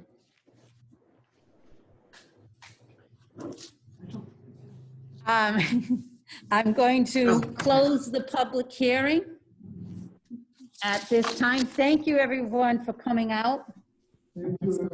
Thank you, and Mr. Estivo and your committee. Yes. Thank you so much. It was not an easy task, and we know you took a lot of time and effort to go through this. We certainly appreciate it. Thank you. Thank you. Thank you very much for conducting this meeting. I know this wasn't easy either. Thank you. And we had a motion to adjourn by Mr. Stone. Is there a second? Second. It's been seconded by Mrs. Hawes. Mrs. Dillon? Chris Stone, Aye. Bob Moreau, Aye. Cheryl Hawes, Aye. Denise DeFranco. Aye. Thank you. Bye. Thank you. Good night. Thank you for coming out.